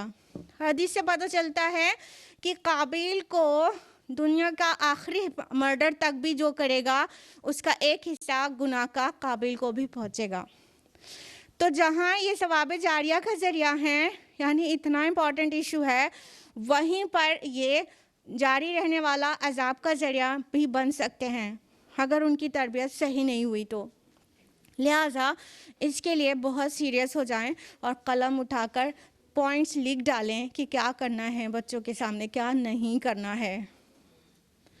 और पता है, बच्चों की तरबियत का एक बहुत मुअस्सर ज़रिया है, वो है कहानियों के ज़रिए से। सुभान अल्लाह, कहानियाँ बच्चे, छोटे बच्चे 4 से 11 साल तक के बच्चे बहुत शौक से सुनते हैं। तो चाहे 7 के कम एज के बच्चे हो, चाहे 7+ भी बच्चे हों, कहानियों के ज़रिए आप उन्हें बहुत कुछ सिखा सकते हैं और उससे उनका कॉग्निटिव डेवलपमेंट भी बहुत अच्छा होता है। एल्बर्ट आइंस्टाइन से किसी माँ ने पूछा, मेरा बच्चा मैथमेटिक्स में कैसे अच्छा हो सकता है? तो उन्होंने कहा, कहानियाँ सुनाओ, उससे उसका जहन तेज़ होगा। तो किसी ने पूछा कि कहानियों से जहन कैसे तेज़ होगा? तो बोला कि जब कहानियाँ सुनाई जाती हैं तो बच्चा उसके बारे में दिन भर सोचता रहता है और यहाँ से थिंकिंग प्रोसेस शुरू हो जाता है। और साइंटिस्ट वही होता है जिसे थॉट प्रोसेस आता हो, जिसे सोचना आता हो। लिहाजा कहानियों के ज़रिए ना सिर्फ आप उसके ज़हनी इर्तिका करेंगी, बल्कि वो बहुत उम्दा तरबियत भी कर सकती हैं। वो बहुत सारे डूज जो आप उससे चाहती हैं वो कहानियों में बता दें तो बहुत मज़े से वो सीख जाएगा, हंसते खेलते सीख जाएगा। इनफैक्ट सिर्फ बच्चों के लिए ही नहीं बल्कि बड़ों के लिए भी कहानियाँ उतनी ही मुतासिर करने वाली होती हैं। अल्लाह ताला ने फरमाया सूरह यूसुफ सूरह नंबर 12 आयत नंबर 111 में, लक़द कान फ़ी क़ससिहिम इब्रतन लिउलिल अलबाब। इन क़िस्सों में उलुल अलबाब के लिए, अक्लमंदों के लिए इबरत है, लेसन्स हैं। यानी अल्लाह ताला हमारा फितरत का खालिक है ना, हमारी साइकोलॉजी का खालिक है। वो जानता है ना कि हम किस चीज़ से सबसे ज़्यादा मुतासिर होते हैं और किस चीज़ से सीखेंगे। तो हिदायत के लिए उसने वो सारी चीज़ कुरान में जमा कर दी है। अब बताइए कुरान में कितने सारे क़सस हैं, कितने किस्से हैं। हाँ, और यूसुफ अलैहिस्सलाम के किस्से को अहसनुल क़सस कहा गया है कुरान हकीम में, सूरह यूसुफ में ही अहसनुल क़सस। यानी बहुत सारी किस्से हैं यूसुफ अलैहिस्सलाम के किस्से में, तो हर एज ग्रुप के लिए बहुत सारे लेसन्स हैं। उनके बचपन का भी जिक्र है उसमें, उनकी जवानी का भी है और उनके स्टेबल होकर रूलर बन जाने का भी है। तो हर किसी के लिए उसमें लेसन्स हैं। अदर देन यूसुफ अलैहिस्सलाम, अल्लाह ताला ने कुरान हकीम में मूसा अलैहिस्सलाम के बचपन का तज़किरा किया है, इस्माईल अलैहिस्सलाम के बचपन का जिक्र है। तो अपने बच्चों को कहानियाँ सुनाए ना, खूब कहानियाँ सुनाए। कुरान हकीम से सबसे ज़्यादा कहानियाँ सुनाए। कुरान में अम्बिया अलैहिमुस्सलाम के कितने क़सस हैं, बहुत सारे। तो बच्चे के लेवल पे भी वो बहुत बहुत मुतासिर करने वाले होते हैं, बहुत इन्फ्लुएंशियल। तो बच्चों को कहानियाँ, कुरान की कहानियाँ बताएं, अम्बिया अलैहिमुस्सलाम की कहानियाँ सुनाएं और मुख्तलिफ़ मौके पर जैसा उस वक्त सूट करे वैसी कहानी सुनाएं। उसके अलावा सीरतुन नबी सल्लल्लाहु अलैहि वसल्लम से उसे कहानियाँ सुनाएं। रसूलुल्लाह सल्लल्लाहु अलैहि वसल्लम का मक्की पीरियड में एक बिल्कुल अलग फ्लेवर है, वो जैसे मौके का ज़रूरत हो सुनाएं, और मदनी पीरियड की सुनाएं। टीनेजर्स जो होते हैं उनको एक्शन मूवीज़ बहुत अच्छी लगती है। इनफैक्ट ये हॉलीवुड बॉलीवुड की जो सक्सेस है ना, वो ये कहानी के ऊपर ही है कि इंसान इतना पसंद करता है कहानियों को कि ये देखो इतना सक्सेसफुल है ये इंडस्ट्री, फिल्म इंडस्ट्री। तो बच्चों को एक्शन मूवीज़ छुड़वाना है तो रसूलुल्लाह सल्लल्लाहु अलैहि वसल्लम के मदनी दौर की कहानियाँ सुनाएं। रसूलुल्लाह के मुतालिक, सहाबा के मुतालिक, खालिद बिन वलीद रज़ियल्लाहु अन्हु, हमज़ा रज़ियल्लाहु अन्हु, उमर रज़ियल्लाहु अन्हु, अली रज़ियल्लाहु अन्हु, इनकी बहादुरी की कहानियाँ सुनाएं ना। छोड़ देंगे, भूल जाएंगे एक्शन मूवीज़। बहुत आसानी से आप छुड़ा सकते हैं। और सब्र, इस्तिकामत और साबित कदमी, ये सब सिखाना है तो मक्की दौर सुनाएं सीरत का। कितनी आसानी से मक्की दौर में हम बच्चे के अंदर सब्र, इस्तिकामत, इस्तिक़लाल पैदा कर सकते हैं। तो सीरत में ही बहुत सारी चीज़ें हमें मिल जाएंगी अदर दैन कुरान। और फिर सहाबा के मुख्तलिफ़ क़सस, सहाबियात के अपनी बेटियों को सुनाएं, सहाबियात के क़स्से सुनाएं। बच्चों की कहानियों के ज़रिए जो तरबियत की जाती है वो ना सिर्फ उनके अखलाक और मोरल और इन सब को मुतासिर करती है, बल्कि कई बार उनके बीमारी का इलाज भी उसमें है। जी हाँ, एक सर्वे की रिपोर्ट है कि एक स्टोरी टेलिंग सेशन दिया गया आईसीयू हॉस्पिटलाइज्ड किड्स को, तो उसमें नोटिस किया गया कि उनका ऑक्सीटोसिन इंक्रीज़ हुआ और उनका कॉर्टिसोल और पेन डिक्रीज़ हुआ और पॉजिटिव इमोशनल शिफ्ट नोटिस किया गया। यानी बच्चों की हीलिंग और बीमारी से में जल्दी शिफा ये कहानियों से भी हो सकती है। सुभान अल्लाह। अब किस बात की देर है? बच्चों से बहुत सारी बातें किया करें और बहुत कहानियाँ सुनाया करें उन्हें। और जो चीज़ वो नहीं कर रहा है उस चीज़ को कहानी में मोल्ड करके बता दें, इंशाल्लाह करने लग जाएगा। और अब हम लोग जानेंगे कि ये जो सेंसिटिव एज होती है 0 to 7, उसके बाद जो 7 to 13 एज है, इसमें बच्चों के लिए हमें क्या क्या करना चाहिए और क्या नहीं करना चाहिए। 7 to 13 एज ग्रुप के लिए सबसे पहले तो घर में डिसिप्लिन मेंटेन किया जाना चाहिए। बच्चे के ऊपर डिसिप्लिन बना के नहीं थोपना है, सिर्फ घर में डिसिप्लिन बनाना है जिसको अम्मी अब्बा और बच्चा सब मिल के फॉलो करें। उनके सोने जागने का डिसिप्लिन हो, उनके रूटीन सेट हो, उनका जो मोबाइल यूज़ हो रहा है वो सबका तय हो कि अम्मी भी 1 घंटा मोबाइल यूज़ करेंगी, आपको 1.5 घंटा करना है। आप निगोशिएट कर लीजिए, आप अपनी मर्ज़ी से सेट करिए, मगर जो सेट होगा वो सब के लिए होगा। अम्मी भी उतनी ही देर, अब्बू भी उतनी ही देर और बच्चा भी उतनी ही देर। अब ये अलग बात है कि फ़ादर की ज़रूरत ही प्रोफेशनल काम ही मोबाइल पे होगा तो अलग से एक्सप्लेन होगा, अलग से उसका भी डिसिप्लिन सेट होगा। अदरवाइज़ इन जनरल 1 घंटा अम्मी अब्बू बच्चे सब 1 घंटा मोबाइल यूज़ करेंगे, बस उसके बाद कोई स्क्रीन यूज़ नहीं करेगा। अगर कोई डिसिप्लिन तोड़ेगा उसके पनिशमेंट भी तय करिए, ये भी डिसिप्लिन है। यानी अम्मी ने 1 घंटे से ज़्यादा इस्तेमाल कर लिया तो फिर तो अब्बू उस दिन बच्चों को लेकर पार्क में जाएंगे घूमने और उन्हें चाट खिलाएंगे और उन्हें आइसक्रीम खिलाएंगे और अम्मी को लेकर नहीं जाएंगे।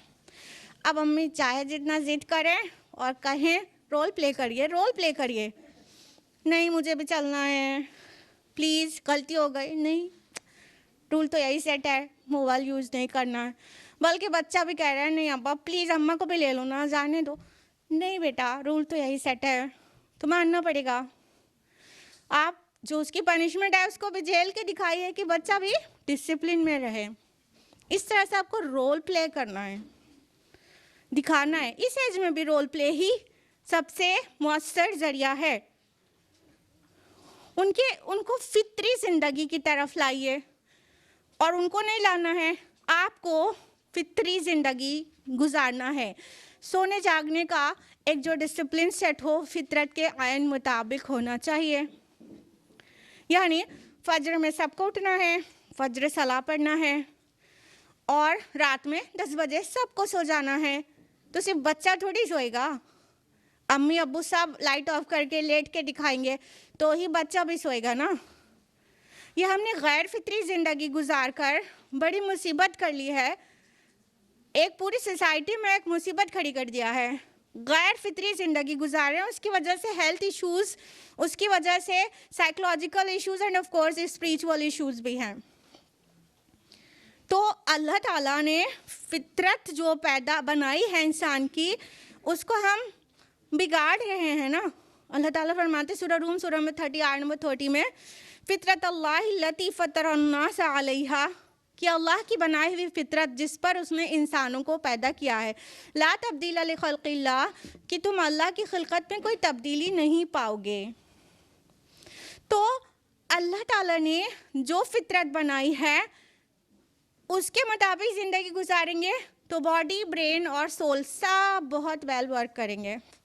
लेकिन फितरत के ख़िलाफ़ हम ज़िंदगी गुजारेंगे, हमारे बच्चों को भी उसी की आदत डलवा देंगे माहौल से, तो फिर सब प्रॉब्लम देंगे।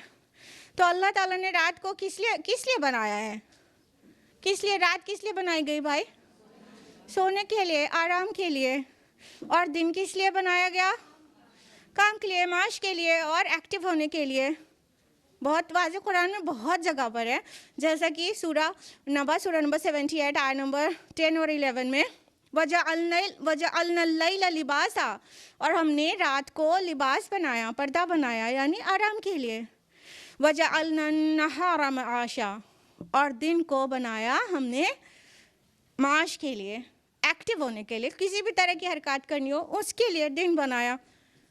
हमने बिल्कुल उलट फेर कर दिया। हम 12, 12:30, 1 या और किसी फैमिली में तो 2 बजे तक चमगादड़ की तरह जागते रहते हैं और सुबह पढ़ के सोते रहते हैं। जिनको अल्लाह की तौफीक से फजर सला पढ़ने की आदत भी है अल्हम्दुलिल्लाह, वो भी दोबारा सो के वो पूरा नहुसत अपने ऊपर तारी कर लेते हैं।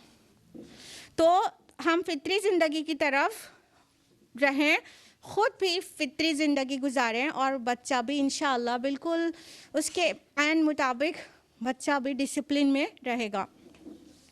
दूसरी चीज़ 7 to 13 एज में करने की जो बहुत अहम है, वो बच्चे का सोशलाइजेशन। इस उम्र में बच्चा सोसाइटी से सीखेगा, तो सोसाइटी में बहुत एक्सपोज करिए उसको, जहाँ भी जाइए साथ लेके जाइए।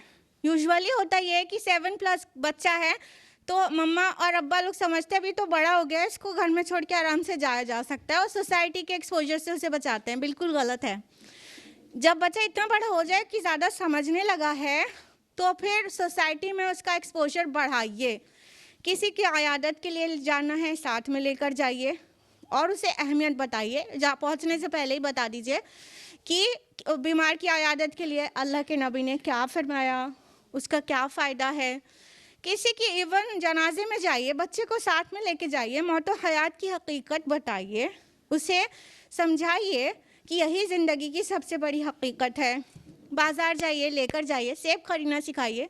खाली जब वो 11-12 साल का बच्चा अच्छा सा फल लेकर नहीं आता तो 500 बात आप उसे सुना देते हैं। कभी आपने उसे सिखाया है? कभी बाज़ार ले जाके सिखाया है कि फल ऐसा और ऐसे ख़रीदा जाता है?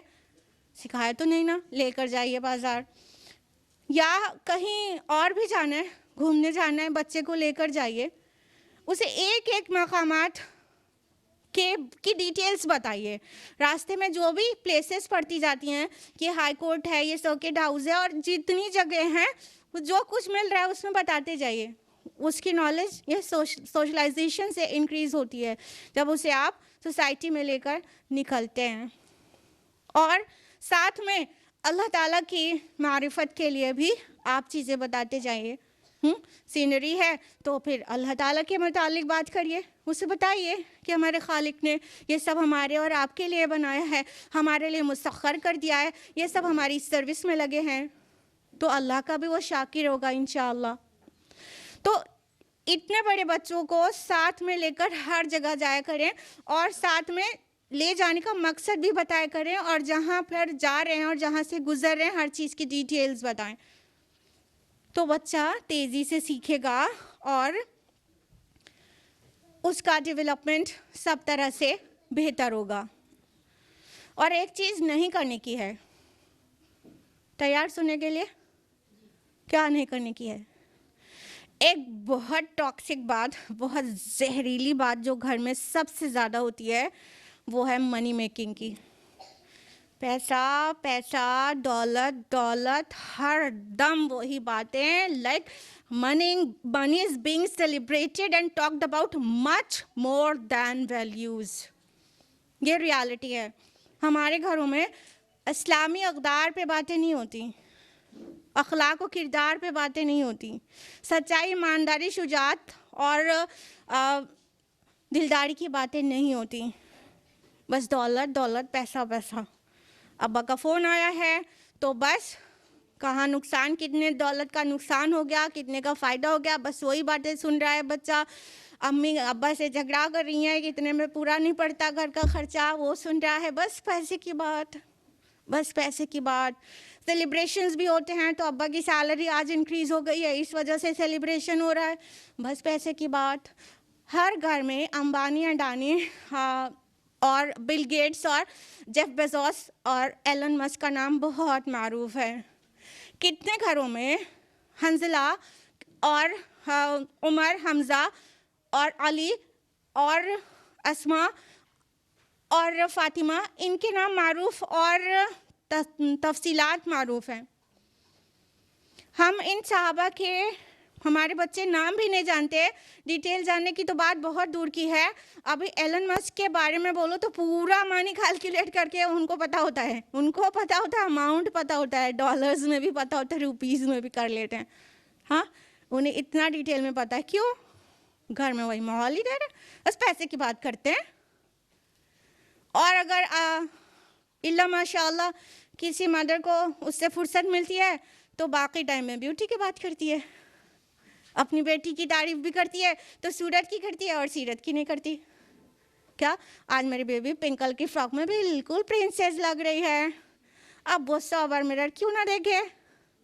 उसकी आदत भी अपने वेट फिगर और अपने को संवारने में क्यों ना पड़े।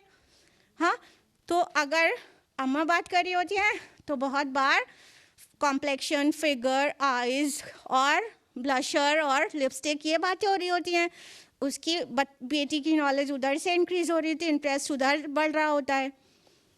और ऑन द होल बेटी बेटा सबके लिए पैसे की बात, यहाँ तक कि हुसूल तालीम का मकसद भी बताया जाता है घरों में।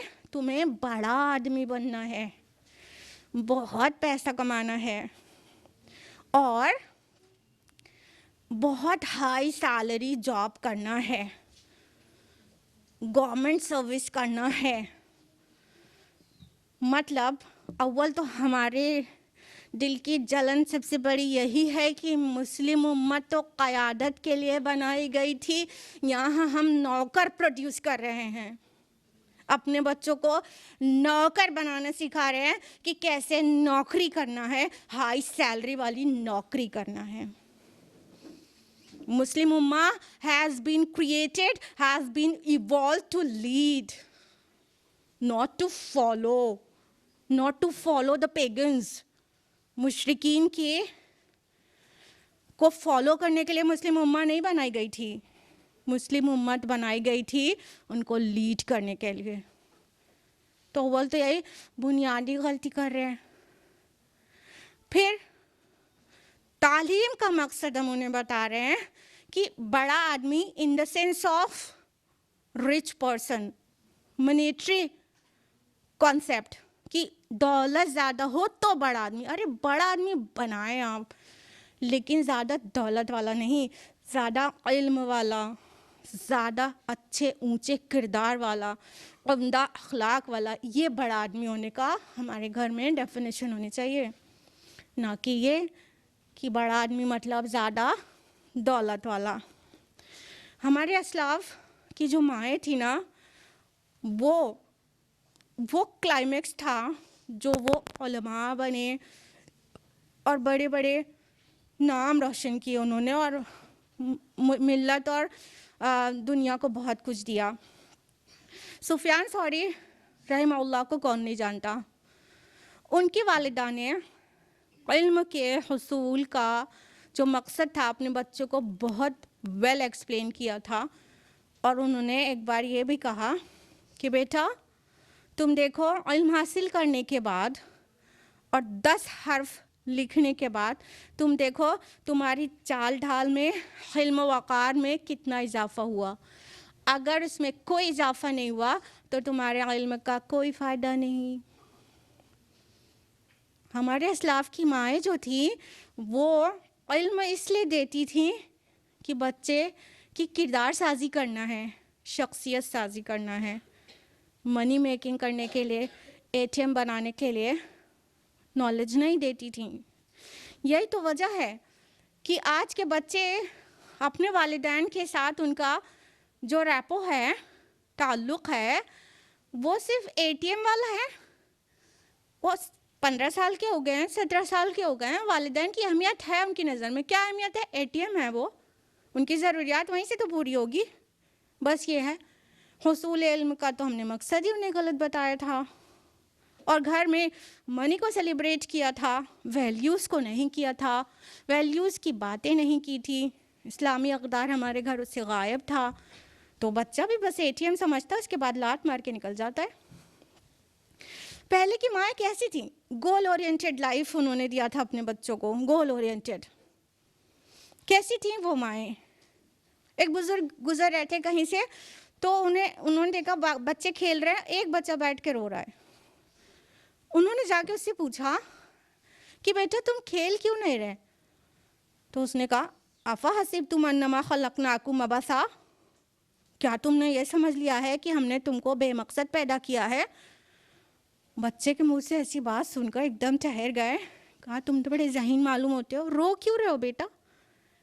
जहन्नम की आग मुझे रुला रही है। इतने छोटे बच्चे को जहन्नम की आग रुला रही है, कैसे? मैंने देखा है घर में कि अम्मी जब चूल्हा जलाती हैं तो बड़ी लकड़ी जब आग नहीं पकड़ती तो उसमें छोटी छोटी लकड़ियां लगाती हैं तो आग जल जाती है। तो मुझे ये डर लग रहा है कहीं रोज़े आखिरत अल्लाह ताला जहन्नम की आग भड़काने के लिए बच्चों को ही पहले जहन्नम में न डाल दे। कैसी माएँ थी वो जिन्होंने बच्चों को ये सिखा दिया था। ऐसे ऐसे ऐसे बच्चे होते थे पहले के, जो ग्रेट माएँ होती थीं। तो उनकी माँओं की उनका जो तारीफ़ है। आज की माएँ, माफ़ करिएगा कि मोस्ट ऑफ द टाइम तो वो इसके साथ बिज़ी होती हैं। अपना कीमती वक्त कभी इधर से सेल्फ़ी लेने में, कभी यहाँ से सेल्फ़ी लेने में, और कभी स्क्रॉल करने में स्क्रीन को गुजार देती हैं, और ना ज़ुबान वाली तरबियत ना अमल वाली तरबियत कुछ भी नहीं करा रही होती हैं। कोई चीज़ की कमी हो जाए तो रिसोर्सेज का रोना रोती हैं अब्बू से शाम को रोज़ाना। ज़रा सोचिए कि बेआबो गया वादी में एक बच्चे की परवरिश हुई थी। बिल्कुल, माशाअल्लाह, बारकल्लाह, अल्लाह आपके इल्म में इजाफ़ा करे। इस्माइल अलैहिस्सलाम की हाजरा ने, माँ ने अकेले बिना वालिद के उस बच्चे की तरबियत और परवरिश की थी बेआबो गया वादी में, जो वादी गैर ज़ी ज़रा थी। और उस वादी में पला बड़ा बच्चा, कैसी तरबियत थी माँ की, सुभान अल्लाह। हाजरा सलामुन अलैहा, क्या डाल दिया था उन्होंने कि ज़रा बड़ा होता है, टीनेज में पहुँचता है तो अल्लाह ताला इब्राहिम अलैहिस्सलाम को इतने बड़े टेस्ट से गुजारते हैं, जिसका जिक्र है सूरह साफ़ात सूरह नंबर 37 आयत नंबर 102 में, कहते हैं अपने बेटे से, या बुनैया इन्नी अरा फिल मनामी अन्नी अज़बहुक फंजुर माज़ा तरा, ऐ मेरे बच्चे मैं देखता हूँ ख्वाब में कि मैं तुझे ज़बाह कर रहा हूँ, देख तो ज़रा तेरी क्या राय है। तो जानती है ना बच्चे ने क्या कहा था इस्माइल अलैहिस्सलाम, या बते कौला या बते इफ़अल मा तुअमर सतजदुनी इंशाअल्लाहु मिनस साबिरीन। ऐ मेरे अब्बा जो आपको हुक्म मिला है कर गुजरिए, इंशाअल्लाह आप मुझे सब्र करने वाला पाएंगे। सुभान अल्लाह, कितने लिमिटेड रिसोर्सेज में उस बच्ची की परवरिश हुई है, कैसी बातें कैसा तरबियत दे दी है वालिदा हाजरा सलामुन अलैहा और इब्राहिम अलैहिस्सलाम ने कि बच्चा अपनी जान देने के लिए तैयार है। कैसा अल्लाह की मारिफत नसीब हुई है इतने छोटे बच्चे को, कितनी अच्छी तरह अपने रब को पहचान रहा है जो अपनी जान देने के लिए भी तैयार है। हालांकि अल्लाह ताला इतने बड़े टेस्ट में और किसी को नहीं डालता, उम्मत के बाकी लोगों को नहीं डालता, अंबिया का सबसे बड़ा टेस्ट लेता है, और वो भी इब्राहिम अलैहिस्सलाम का भी टेस्ट ही था, हुआ तो नहीं सबको मालूम है, लेकिन तैयार हो जाना इट्स अमेजिंग ना। ये कैसे था? तरबियत से, बहुत अच्छी तरबियत से। हमेशा ध्यान रखें कि बच्चों की तरबियत बहुत ही मोहब्बत के साथ करें, बहुत मोहब्बत के साथ। हमारे नबी की मिसाल हमारे सामने है। हमारे नबी सल्लल्लाहु अलैहि वसल्लम बच्चों के साथ बहुत अच्छा बिहेवियर रखते थे और जो भी सिखाते थे बहुत मोहब्बत से सिखाते थे। और एक हदीस है इब्न अब्बास रज़ी अल्लाह अन्हु को जो उन्होंने बहुत अहम बातें सिखाई थी। वो हदीस मेरी वन ऑफ द फेवरेट अहादीस है या गुलाम वाली, जो कि मज़कूर है तिरमिज़ी हदीस नंबर 2516 इंटरनेशनल नंबरिंग के मुताबिक। इब्न अब्बास रज़ियल्लाहु अन्हु जो कि रसूलुल्लाह सल्लल्लाहु अलैहि वसल्लम के ऑफ कोर्स चचाज़ाद भाई हैं, आपको पता होगा, बच्चे थे 13 साल के, करीब 12-13 साल के। आप सल्लल्लाहु अलैहि वसल्लम के पीछे सवारी पर बैठे थे और आप सल्लल्लाहु अलैहि वसल्लम ने उनको एड्रेस करके कहा, या गुलाम, ए लड़के, इन्नी उल्लिमुका कलिमातिन, मैं तुझे चंद बातें सिखा रहा हूँ। अब सारी चीज़ समझिएगा, इसमें हिकमत भी और अल्फाज भी। इफ़ज़िल्लाह यहफ़ज़ का, तुम अल्लाह की हिफाजत करो, वो तुम्हारी हिफाजत करेगा। इफ़ज़िल्लाह तजिदहु तुजाह का, कि तुम अल्लाह के हुकूक की हिफाजत करो, तुम उसे अपने सामने पाओगे। इज़ा सालता फ़स्अलिल्लाह, जब कभी भी मांगो अल्लाह से ही मांगो। वइज़ा इस्तअनता फ़स्तइन बिल्लाह, और जब भी कभी मदद तलब करो अल्लाह ही से मदद तलब करो। जान लो कि अगर सारी मिल्लत जमा होकर तुमको कुछ फ़ायदा पहुंचाना चाहे तो वो नहीं पहुंचा सकती सिवाय इसके जो अल्लाह ही ने तुम्हारे लिए लिख दिया हो। और अगर सारी उम्मत मिलकर तुमको कोई नुकसान पहुंचाना चाहे तो वो नहीं पहुंचा सकती सिवाय उसके जो अल्लाह ही ने तुम्हारे लिए लिख दिया हो। सही कलम उठा लिए गए हैं और सहीफ़े खुश्क हो गए हैं। सुभान अल्लाह, कितनी मबनी बर हिकमत बात, और कितनी कन्फाइड और कंसाइज्ड, कितनी कॉम्प्रिहेंसिव बात, बहुत छोटे कम अल्फाज में और बहुत सारी बात। क्या बोला सबसे पहले कि पहले तो अटेंशन सीख करने के लिए कहा कि मैं तुम्हें चंद बातें बता रहा हूँ, यानी आप थोड़ा अटेंटिव हो जाए, सुनने वाला। बच्चे हैं छोटे 12-13 साल के। सबसे पहली बात क्या कहा, इफ़ज़िल्लाह यहफ़ज़ का, तुम अल्लाह के अहकाम की हिफाजत करो, तुम्हारी हिफाजत करेगा। यानी अल्लाह ताला की तरफ से जो ऑर्डर्स हैं उसकी हिफाजत करो, उसको फॉलो करो, अल्लाह के ज़िम्मे होगी तुम्हारी हिफाजत। फिर किसी से डरने की ज़रूरत नहीं होगी, तुम्हें किसी से डर नहीं होगा। फिर अल्लाह जिसका मुहाफिज और मौला हो उसको किससे डरना।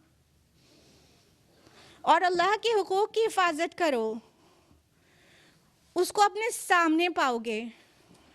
कहते हैं खुदा नज़र नहीं आता, खुदा की मान कर तो देखो, हर तरफ खुदा नज़र आएगा, उसको अपने सामने पाओगे। मानो, जैसे बोला गया है वैसे करो।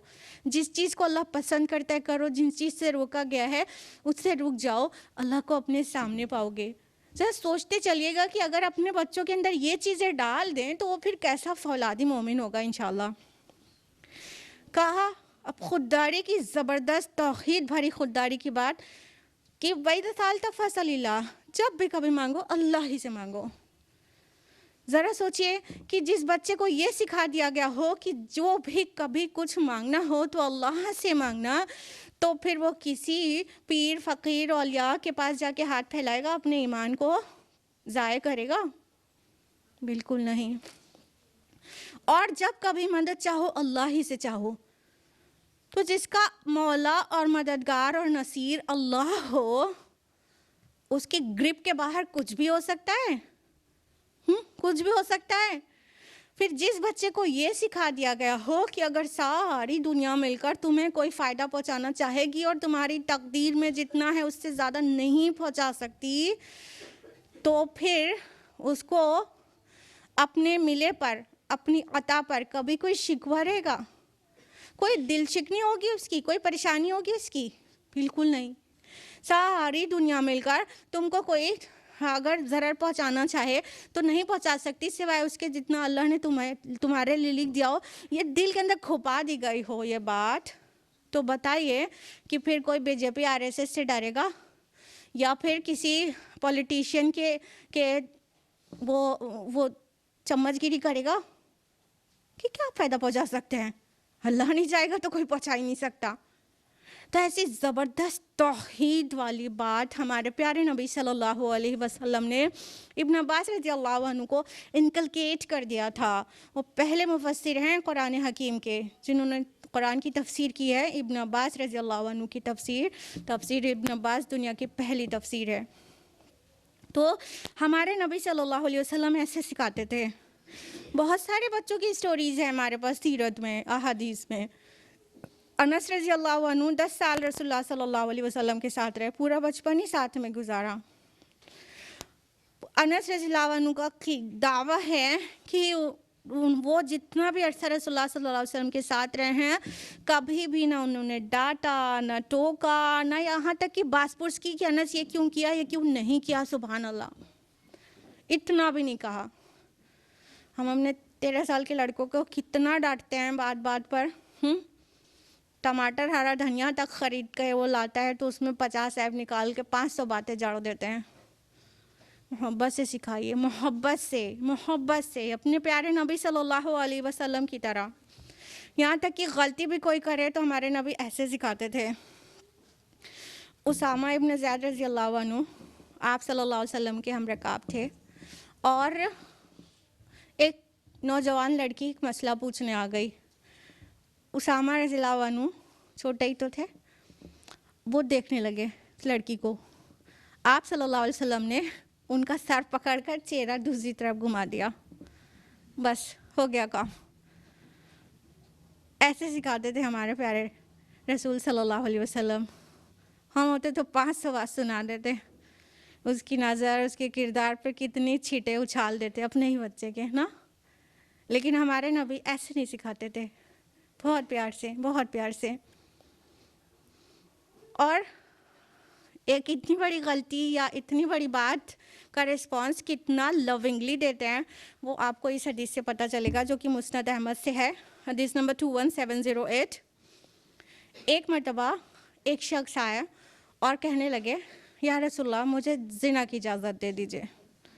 अल्लाहु अकबर। अगर हम लोग के दौर में किसी मौलवी से और उसके साथी साथ में बैठे हों, कोई आके पूछने लगे कि बस ज़िना की इजाज़त दे दीजिए, अल्लाहु अकबर, पूरे साथी मौलवी समेत उसको हद नज़र तक दौड़ाते ना, खदेड़ देते। अल्लाह के नबी सल्लल्लाहु अलैहि वसल्लम ने फरमाया, क्या तो ये पसंद करेगा कि तेरी माँ के साथ कोई ज़िना करे? बोले नहीं या रसूलुल्लाह। अच्छा, क्या तुझे ये पसंद है कि तेरी बेटी के साथ कोई ज़िना करे? बोले नहीं या रसूलुल्लाह। बोले क्या फिर तुझे ये पसंद है कि तेरी बहन के साथ कोई ज़िना करे? बिल्कुल नहीं या रसूलुल्लाह। तो क्या तेरी कोई खाला है, तुझे ये पसंद है कि तेरी खाला के साथ कोई ज़िना करे? बोले हरगिज़ नहीं या रसूलुल्लाह। तो अल्लाह के नबी सल्लल्लाहु अलैहि वसल्लम ने फरमाया, जिसे तू चाहता है कि ज़िना करे वो भी तो किसी की बेटी होगी, किसी की बहन होगी, मैं कैसे इजाज़त दे दूँ? फिर अल्लाह के नबी सल्लल्लाहु अलैहि वसल्लम ने बहुत मोहब्बत से उसे दुआ दी, अल्लाहुम्मा ग़फ़िर ज़ंबह, ए अल्लाह इसके गुनाह को माफ़ कर दे, व ताहिर क़ल्बह, और उसके दिल को पाक कर दे। उस शख्स का कहना है कि उसके बाद गुनाह की तरफ उसका इल्तिफ़ात कभी भी नहीं हुआ। ये थी हमारे नबी सल्लल्लाहु अलैहि वसल्लम की वे ऑफ टीचिंग। ऐसे सिखाते थे। इतनी बड़ी बात, इतनी हैरानी वाली बात जो हमें और आपको सुन के अजीब लग गई, हमारे नबी ने सुना और इतने प्यार से सिखा दिया। तो ज़रूरत है, अगर बच्चे गलती कर भी रहे हैं या कर भी चुके हैं, तो उन्हें ज़रूरत है प्यार से समझाने की। सज़ा देकर हम जो गलती को दूर करना चाहते हैं, ये बिल्कुल गलत आदत है। सज़ा देने से बच्चा गलती करना नहीं छोड़ता, बल्कि गलती को छुपाने की आदत बिल्कुल पुख्ता हो जाती है। वो स्प्लिट पर्सनालिटी बन के जीने लगता है। वो दिखाता कुछ और है और होता कुछ और है। मुनाफिकत उसके अंदर आ जाती है। हमेशा ध्यान रखिए, punishment can control the misbehavior, but it cannot reduce the desire to misbehave. आप सज़ा देकर बच्चे के मिसबिहेवियर को कंट्रोल तो कर सकते हैं हार्डली, लेकिन वो ख्वाहिश ना करें मिसबिहेवियर की, ये नहीं कर सकते हैं, ये नहीं कर सकते। इसलिए जो लव बेस्ड पेरेंटिंग है ना, वो ही सक्सेसफुल पेरेंटिंग है, और फियर बेस्ड पेरेंटिंग ये कामयाब पेरेंटिंग नहीं है। लव बेस्ड पेरेंटिंग करें। गालिबन अली रज़ियल्लाहु अन्हु का कौल है कि बच्चा वालिदैन के लिए 7 साल की उम्र तक ग़ुलाम होता है, यानी जो माँ बाप कहते हैं वो करता चला जाता है, ग़ुलाम होता है। और 7 से 14 साल की उम्र में उनका मुशीर होता है, मशवरा देने लगता है ना, अम्मा ऐसे कर लीजिए, अबू ऐसे कर लीजिए ना, मशवरा देने लगता है। तो 14 साल तक, 7 से 14 तक मुशीर होता है, और उसके बाद 14 से 21 के दरमियान वो या दोस्त होता है या दुश्मन हो जाता है। अब अली रज़ियल्लाहु अन्हु कहते हैं कि हम बच्चों को 7 साल तक बच्चों से खेलते थे, फिर उनको तरबियत देते थे अगले 7 साल तक, फिर उसके बाद उन्हें अपना दोस्त बना लेते थे।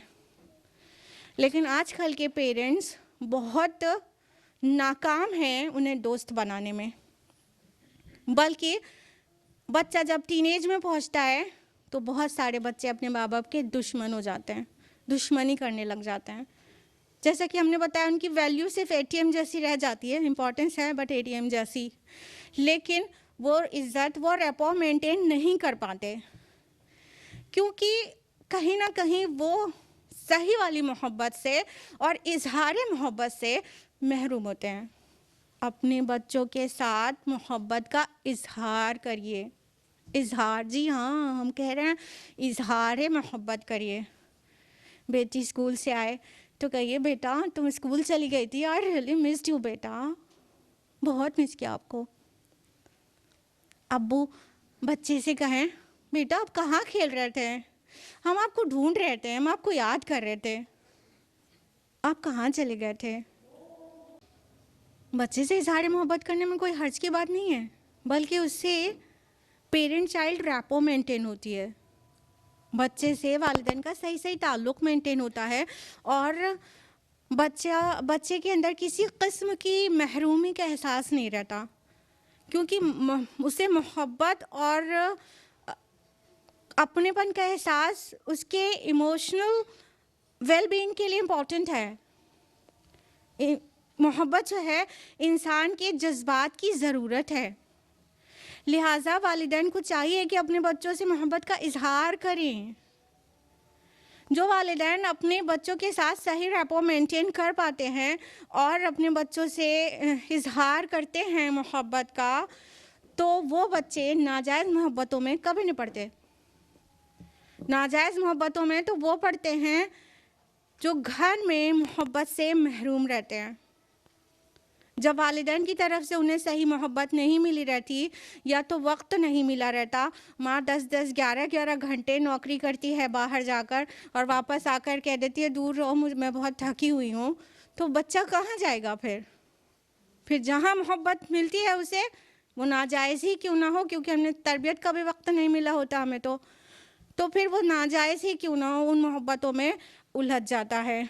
तो जो बच्चे, तमाम रिसर्चेस और स्टडीज़ में पाया गया है कि जो बच्चे अपने वालिदैन की मोहब्बत से महरूम होते हैं, वो बच्चे बहुत जल्दी से बुराई की तरफ इंडल्ज हो जाते हैं, जैसे कि म्यूज़िक है, इंटरनेट पे रहना, आईपैड, आईफोन, बस यही सब रहता है, और बुरी संगत में लग जाना, अल्कोहलिज्म, स्मोकिंग और बहुत सारी बुराइयां, ड्रग्स लेना, ये सब उन बच्चों में ज़्यादा पाया जाता है जो मोहब्बत से महरूम होते हैं। हार्वर्ड यूनिवर्सिटी की एक स्टडी के मुताबिक जो बच्चे पेरेंटल लव से महरूम होते हैं, उनके अंदर दूसरे बच्चों के मुकाबले में बड़े होने के बाद 35 की एज को पहुंचने के बाद उनके अंदर फिज़िकल इलनेस के चांसेस डबल होते हैं, डबल से भी ज़्यादा होते हैं, जैसे कि coronary heart disease, hypertension and even alcoholism. तो महरूमी से ये बच्चों के अंदर इतनी डिजीज़ेस हो सकती है इतने साल के बाद भी 45 इयर्स की कांस्टेंट स्टडीज़, जो कि 2000 से ज़्यादा स्टडीज़, रिसर्चेस की रिपोर्ट बता रहे हैं आपको, जो कि क्रॉस कल्चरली एनालाइज्ड है, उस डेटा के ऊपर हम आपसे बात कर रहे हैं कि जो बच्चों को पेरेंटल लव कम मिलता है, नहीं मिलता, उनके अंदर साइकोलॉजिकल मैल एडजस्टमेंट होता है, वो एडजस्ट नहीं हो पाते हैं सोसाइटी में, वो साइकोलॉजिकली अकेला तन्हा रहना पसंद करते हैं, दूसरों के साथ मिक्सअप नहीं होते हैं। स्कूल को कितनी परेशानी होती है, बार बार पेरेंट्स से शिकायत करते हैं, लेकिन कोई ये नहीं नॉर्मली समझता कि ये रीज़न इसका क्या है। वो बच्चे कहीं ना कहीं ममता और मोहब्बत से अपने वालिदैन की महरूम होते हैं, लिहाजा उन बच्चों में बहुत सारे फिज़िकल और साइकोलॉजिकल इश्यूज़ आ जाते हैं।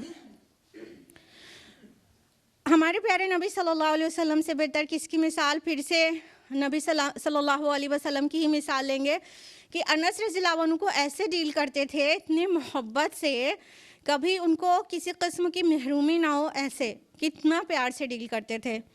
एक मरतबा उम्मे सुलैम रज़ियल्लाहु अन्हा, अनस रज़ियल्लाहु अन्हु की वालिदा, उन्होंने अंगूर का एक गुच्छा दिया कि जाओ नबी सल्लल्लाहु अलैहि वसल्लम को दे आओ। अनस रज़ियल्लाहु अन्हु को बच्चे ही तो थे, उन्होंने सोचा देखूं अंगूर खट्टा है कि मीठा है, एक उठाया मुंह में डाला तो मीठा था शायद, क्योंकि उसके बाद उनको दूसरा भी खाना पड़ गया। फिर वो एक और करके रास्ता तय करते करते वो पूरा ही ख़त्म हो गया। अब जब वो पहुँचे तो देख रहे हैं सब कुछ वही खा चुके हैं, अब चुप होकर बैठ गए।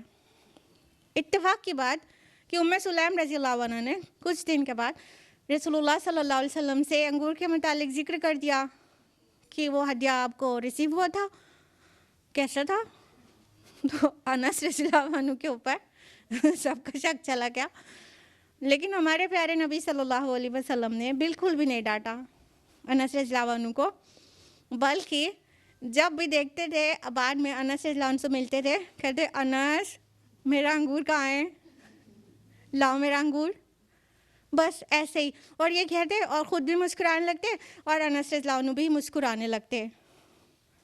तो इस तरह से मोहब्बत डालते थे हमारे नबी सल्लल्लाहु अलैहि वसल्लम बच्चों के अंदर, टीनेजर्स के अंदर। देखिए हम बहुत कह रहे हैं मोहब्बत करिए, इसका मतलब बिल्कुल भी ये नहीं है कि हम कह रहे हैं ओवर पैम्परिंग करें। बच्चों को ज़रूरत से ज़्यादा लाड प्यार नहीं करें, मोहब्बत अलग चीज़ है और ओवर पैम्परिंग अलग चीज़ है। ओवर पैम्परिंग से क्या होगा कि फिर आप उसे सब्र की आदत नहीं डालेंगे, हर चीज़ दे देंगे और किसी चीज़ से नहीं रोकेंगे और फिर वो सब्र के लिए स्ट्रॉन्ग इनफ नहीं होगा। actually make them strong enough to face the crisis conditions ना. जब तक हम उन्हें कोई चीज़ नहीं दे के या किसी मुश्किल में नहीं डाल के सब्र की आदत नहीं डालेंगे, तब तक जब मुश्किल वाला वक्त वो फ्यूचर में देखेगा तो उसमें साबित कदम नहीं रह पाएगा, ढह जाएगा और वो बिखर जाएगा, टूट जाएगा. इसलिए बच्चे की हर ज़रूरत को पूरा नहीं करें. कोई जो डिमांड्स कर रहा है उसके लिए सवाल करें. अगर जस्टिफाई कर पा रहा है तो दिला दें, नहीं कर पा रहा है तो नहीं दिलाएं, मना कर दें. एसी घर में बहुत अच्छी बात है, ज़्यादातर टाइम चलता है, ठीक है. कुछ देर, अभी गर्मी में एसी का कोई ज़रूरत नहीं महसूस हो रही है, लेकिन जब गर्मी आएगी तो पता चलेगा ना. कुछ देर यूं ही एसी बंद रखें और गर्मी में खुद भी रहें और रहने दें, क्योंकि आपको सब्र की तरबियत करनी है. वो बचपन से जब गर्मी में भी रहने का आदी होगा और हर तरह की हार्डशिप में भी आप उसे डालेंगे, कुछ मांगेगा नहीं भी मिलेगा, तो उसे सब्र करने की आदत बनेगी. जब सब्र करने की आदत बनेगी ना, उसके बाद जो फ्यूचर में जब फेलियर्स आएंगे, समटाइम्स हार्डशिप्स आएंगी, तो उसमें अपने को आराम से वो अपने को बगैर टूटे बिखरे इस्तिकामत के साथ, पुख्तगी के साथ खड़ा हुआ नज़र आएगा. इमाम गज़ाली कीमियाए सादत में लिखते हैं कि बच्चों को अच्छे खाने और कपड़े का आदी नहीं बनाना चाहिए, क्योंकि अगर जब उन्हें नहीं पाएगा तो सब्र नहीं कर सकेगा और सारी उम्र उसकी तलाश में गुजार देगा. लिहाजा आप अच्छे कपड़े भी दिलाएं और ज़ोमैटो स्विगी से कभी कभी ऑर्डर भी करें, और कभी अगर उसे पालक की सब्ज़ी नहीं पसंद है तो भी खिलाने पे पाबंद करें कि वो खाए. जो चीज़ नहीं भी पसंद है कभी कभी तो वो भी खिलाएं. उससे क्या होगा, खुदा न खास्ता लाइफ में कभी ऐसे वैसे हालात आएंगे और आकर रहना चाहिए. अगर उसको बनाना है अल्लाह के दीन का सिपाही, तो बहुत तरह के हालात आने वाले हैं. तो उसके लिए उसको स्ट्रॉन्ग इनफ बनाना है कि वो फेस कर सके उन कंडीशंस को और नासब्रा होकर पलायन ना कर ले. देखिए, हज़रत लुक़मान ने बहुत उम्दा नसीहतें की थी अपने बच्चे को. उसको अल्लाह ताला ने कुरान में जगह दिया है, जबकि he was not a profit. तो उन नसीहतों में से एक नसीहत है सूरह लुक़मान सूरह नंबर 31 आयत नंबर 17 कि वस्बिर अला मा असाबक, कि और जो मुसीबत है उस पर सब्र कर. इन्ना ज़ालिका मिन अज़्मिल उमूर, बेशक ये उलुल अज़्मी के कामों में से है. तो बहुत सारी नसीहतें की थी, उसमें सब्र की भी नसीहत थी. तो हमें ये देखना चाहिए कि हम अपने बच्चों को सब्र की नसीहत भी करें और सब्र के हालात में भी डालें. देखिए, जो सहाबियात थीं उन्होंने क्या खूब अपने बच्चों की तरबियत की थी. देखते ही बनता है कैसे फौलादी मोमिन ऐसे नहीं बन गए. तो उनकी माँओं की जो मिसाल है वो रहती दुनिया तक के लिए बहुत काफ़ी है. अस्मा बिन्त अबी बकर रज़ियल्लाहु अन्हा 100 साल की हो गई थी. अब्दुल्ला बिन ज़ुबैर रज़ियल्लाहु अन्हु को, अपने साहबजादे को शहादत के लिए मोटिवेट कर रही थी. उन्होंने कहा कि मौत में बड़ी राहत है, तो बोला बेटा तू ये चाहता है मैं पहले मर जाऊं? मैं चाहती हूँ तू अल्लाह की राह में शहीद हो. ये किस दिन की बात है? जिस दिन उनकी अन शहादत हुई उसी दिन दोपहर की बात है. मैं चाहती हूँ तू अल्लाह की राह में शहीद हो, लड़े, अल्लाह की राह में शहीद हो, मैं तुझे कफन पहनाऊँ, मैं तुझे खुशबू लगाऊँ और उसके बाद मैं दुनिया से रुखसत हूँ. और उन्हें खूब मोटिवेट करती हूँ. उनके अल्फाज बहुत प्यारे प्यारे, वक्त की कवि हैं अभी. लिहाजा वो जाते हैं और बहादुरी से लड़ते हैं और शहीद हो जाते हैं. उनकी लाश को आपको पता है कि खाने काबा में हज्जाज इब्न यूसुफ ने लटकवा दिया था और 100 साल की उम्र में, जबकि उनके दांत और दिमाग पूरा सलामत था. वो जाती हैं, उनकी आंखों की रोशनी जा चुकी थी, जाती हैं हज्जाज बिन यूसुफ को ललकारती हैं, क्या इस शहसवार के उतरने का भी वक्त नहीं आया? कैसी कैसी माएँ थी वो, कैसी कैसी माएँ थीं. बद्र के शहीद सुराका बिन मालिक, बद्र की शहीद हारसा बिन सुराका की वालिदा, वो रसूलुल्लाह सल्लल्लाहु अलैहि वसल्लम से आकर किस बात के लिए पूछ रही हैं? या रसूल अल्लाह बस इतना बता दीजिए कि मेरा बेटा जन्नत में है कि नहीं, अगर वो जन्नत में है तो मैं सब्र करूँगी, और अगर वो जन्नत में नहीं गया तो मैं बहुत रोऊंगी और बहुत वावेला करूँगी। रसूलुल्लाह सल्लल्लाहु अलैहि वसल्लम ने फरमाया, क्या बात कर रही है तू, तेरा बेटा फिरदौस आला में है। खुश हो गई, सब्र कर लिया उन्होंने। खंसा रज़ियल्लाहु अन्हा के बारे में आपने सुना होगा, बहुत बड़ी शायरा थी, और उन्होंने अयामुल जाहिलिया में भी शायरी की और बाद में भी, इस्लाम के बाद भी। उन्होंने अयामुल जाहिलिया में उनके भाई मारा गया था जंग में, मुआविया, तो उसके मुतालिक कितने मरसिया कहती थी, रोज़ रोती थी, रोज़ मरसिया पढ़ के रोज़ रोया करती थी और बहुत मरसिया लिखा करती थी। लेकिन दौर इस्लाम में उन्होंने अपने चारों बेटों को जंग में भेजा और चारों शहीद हो गए, और उस पर खुशी मनाई। उन्होंने अल्लाह का शुक्र अदा किया कि उन्होंने अपने चारों बेटों को अल्लाह की राह में खर्च कर दिया। सुभान अल्लाह। ये थी वो माएँ जिन्होंने अपने बेटों को तैयार किया था, तो शोहदा बने, उलमा बने, और बहुत दुनिया को उन्होंने बहुत कुछ दिया। उसके अलावा हमें अपने बच्चों की तरबियत के लिए हया और किरदार के बारे में भी बहुत कंसर्न रहना चाहिए, और उसे बहुत छोटेपन से उन्हें सिखाना चाहिए। सबसे पहले तो लिबास की ही बात आ जाती है। अल्लाह ताला ने फरमाया सूरह आराफ सूरह नंबर 7 आयत नंबर 26 में, या बनी आदम कद अंजलना अलैकुम लिबासा युवारी सौआतिकुम वरीशा। ए बनी आदम, हमने तुम्हारे लिए लिबास नाजिल किया ताकि वो तुम्हारे सत्रों को ढके और तुम्हारे लिए मुजब ज़ीनत हो। तो अल्लाह ताला ने लिबास को उतारा है तन को ढकने के लिए, ना कि दिखाने के लिए। अपने छोटे से बच्चे को भी, बहुत छोटे नाबालिग बच्चे को भी सातिर लिबास पहनाए, सत्रपोशी के साथ। जब वो बच्चे की छोटेपन से आदत बनी रहेगी तो बड़ा होकर उसी तरह के लिबास पहनना पसंद करेगा। और जो माहौल चल रहा है उसके हिसाब से आपको भी थोड़ा बोल्ड और स्मार्ट होना पड़ेगा, और स्मार्ट पेरेंटिंग करनी पड़ेगी। उनको एड्रेस करिए बोल्ड इश्यूज़ पर भी, मोहब्बतों के बारे में बातें करिए, वो नाजायज़ मोहब्बतों में ना लगे उसके लिए एड्रेस करिए। मोहब्बत का माना क्या होता है, उसकी ज़रूरत क्या है, और उस सबसे ज़्यादा मोहब्बत और शिद्दत की मोहब्बत किससे होनी चाहिए और किससे नहीं होनी चाहिए, और जो जायज़ मोहब्बतें हैं वो क्या हैं और कौन सी नाजायज़ मोहब्बतें हैं, और इन्फैचुएशन, लव और लस्ट में क्या डिफरेंस होता है, ये सब बताइए। एड्रेस करिए, स्मार्ट मम्मा बनिए, एड्रेस करिए।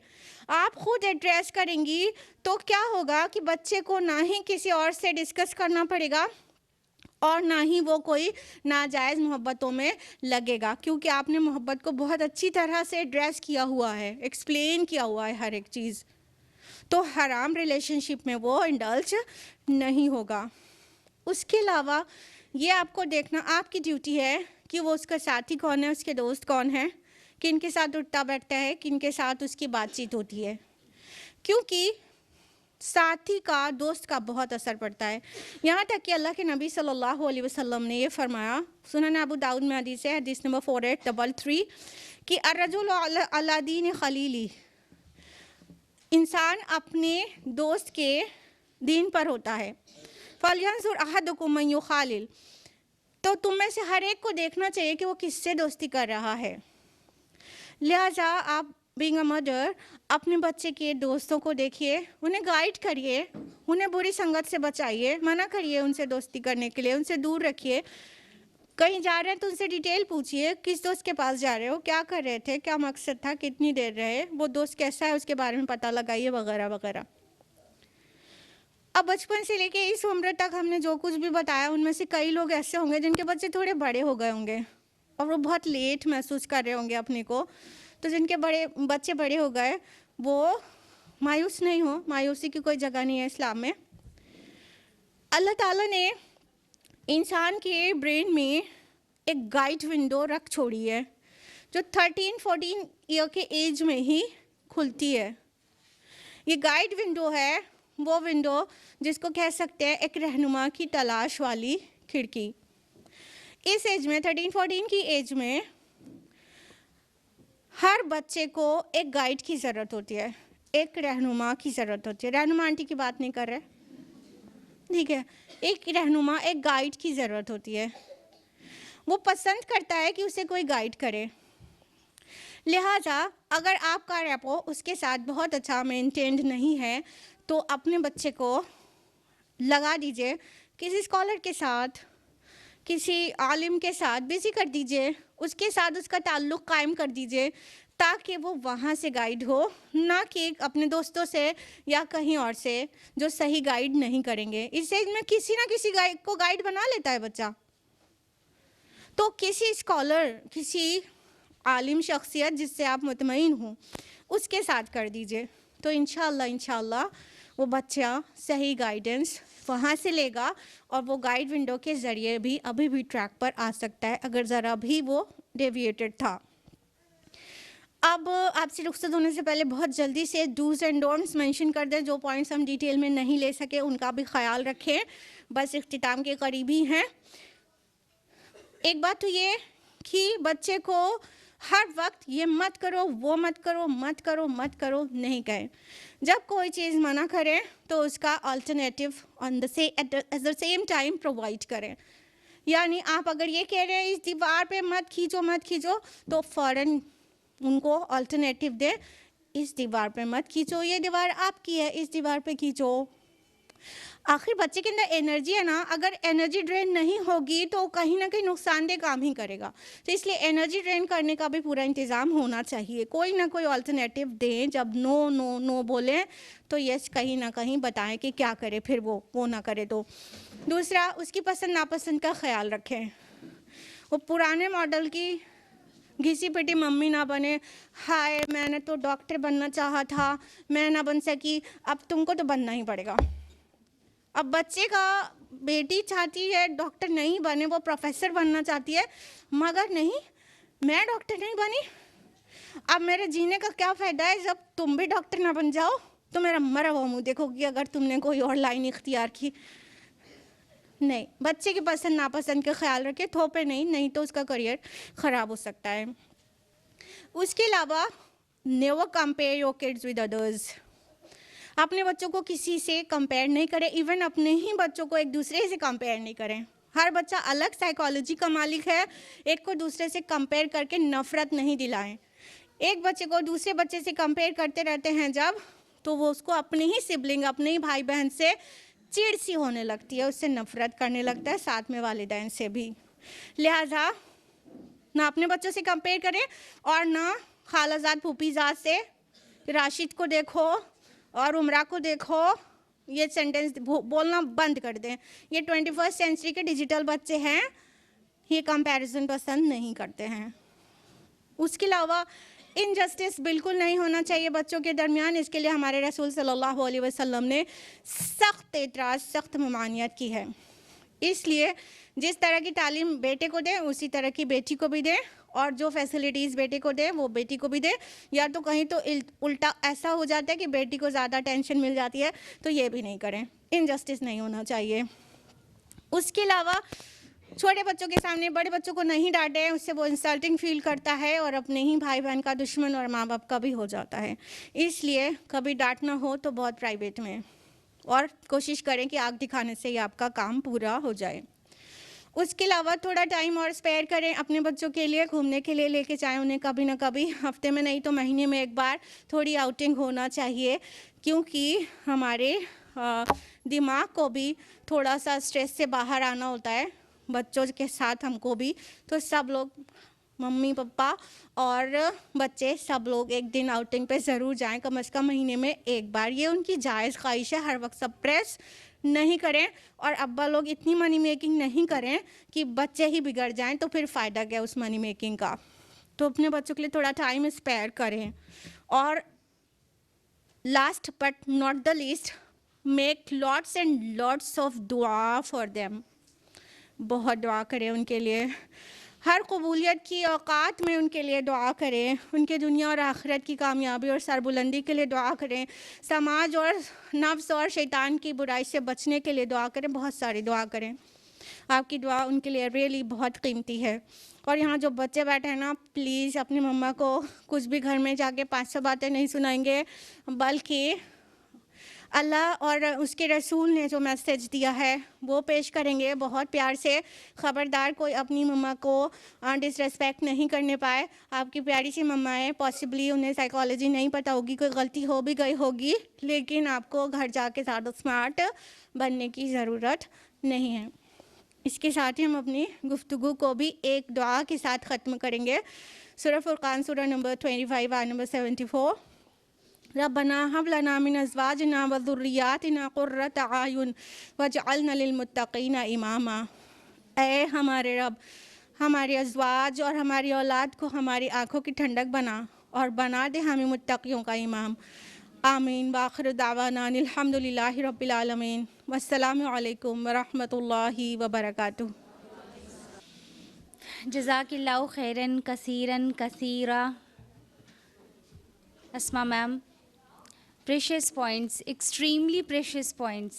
हम लोगों को चाहिए कि ये सारे नुकात जो सिस्टर अस्मा ने हमारे सामने रखे हैं उन्हें हम न सिर्फ अच्छी तरह जहन नशीन कर लें बल्कि उसे घर जाकर राइट डाउन भी कर लें, है ना, ताकि चीज़ें पक्की हो जाएं और हमें उस पर अमल करने के लिए आसानी हो और ये तमाम नुकात हमारे रहनुमा साबित हों इंशाअल्लाह इंशाअल्लाह। अच्छा, अब ये सारी बातें सुनकर ज़रूर ये लग रहा होगा कि मतलब इसका तो मतलब है कि बहुत वक्त देना है बच्चों को, इतना वक्त देना पड़ेगा, पूरा तरबियत में ही वक्त दे दे।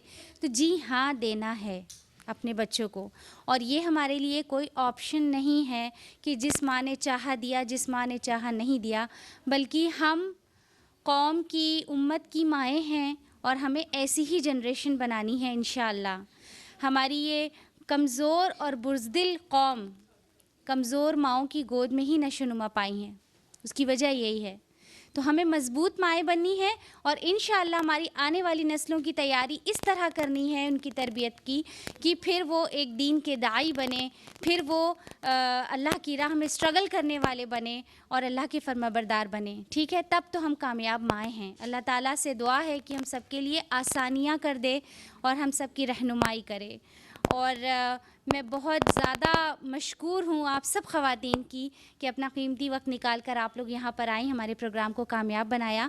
अल्लाह ताला हम सब की रहनुमाई करे और हम सब का यहाँ आना, बैठना, सुनना, कहना कबूल फ़रमाए। आमीन। एक लास्ट में अनाउंसमेंट करना चाहेंगे कि तक़वा इस्लामिक स्कूल के एडमिशन्स ओपन हो गए हैं। तो आप में से ज़ाहिर है कि हमारी ये ख्वाहिश है कि हमारे बच्चे दोनों जहानों में कामयाबी हासिल करें।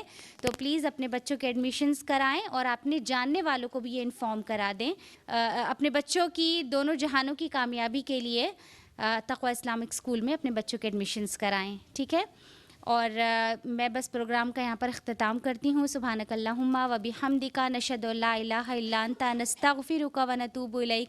वस्सलामु अलैकुम व रहमतुल्लाहि व बरकातुहू।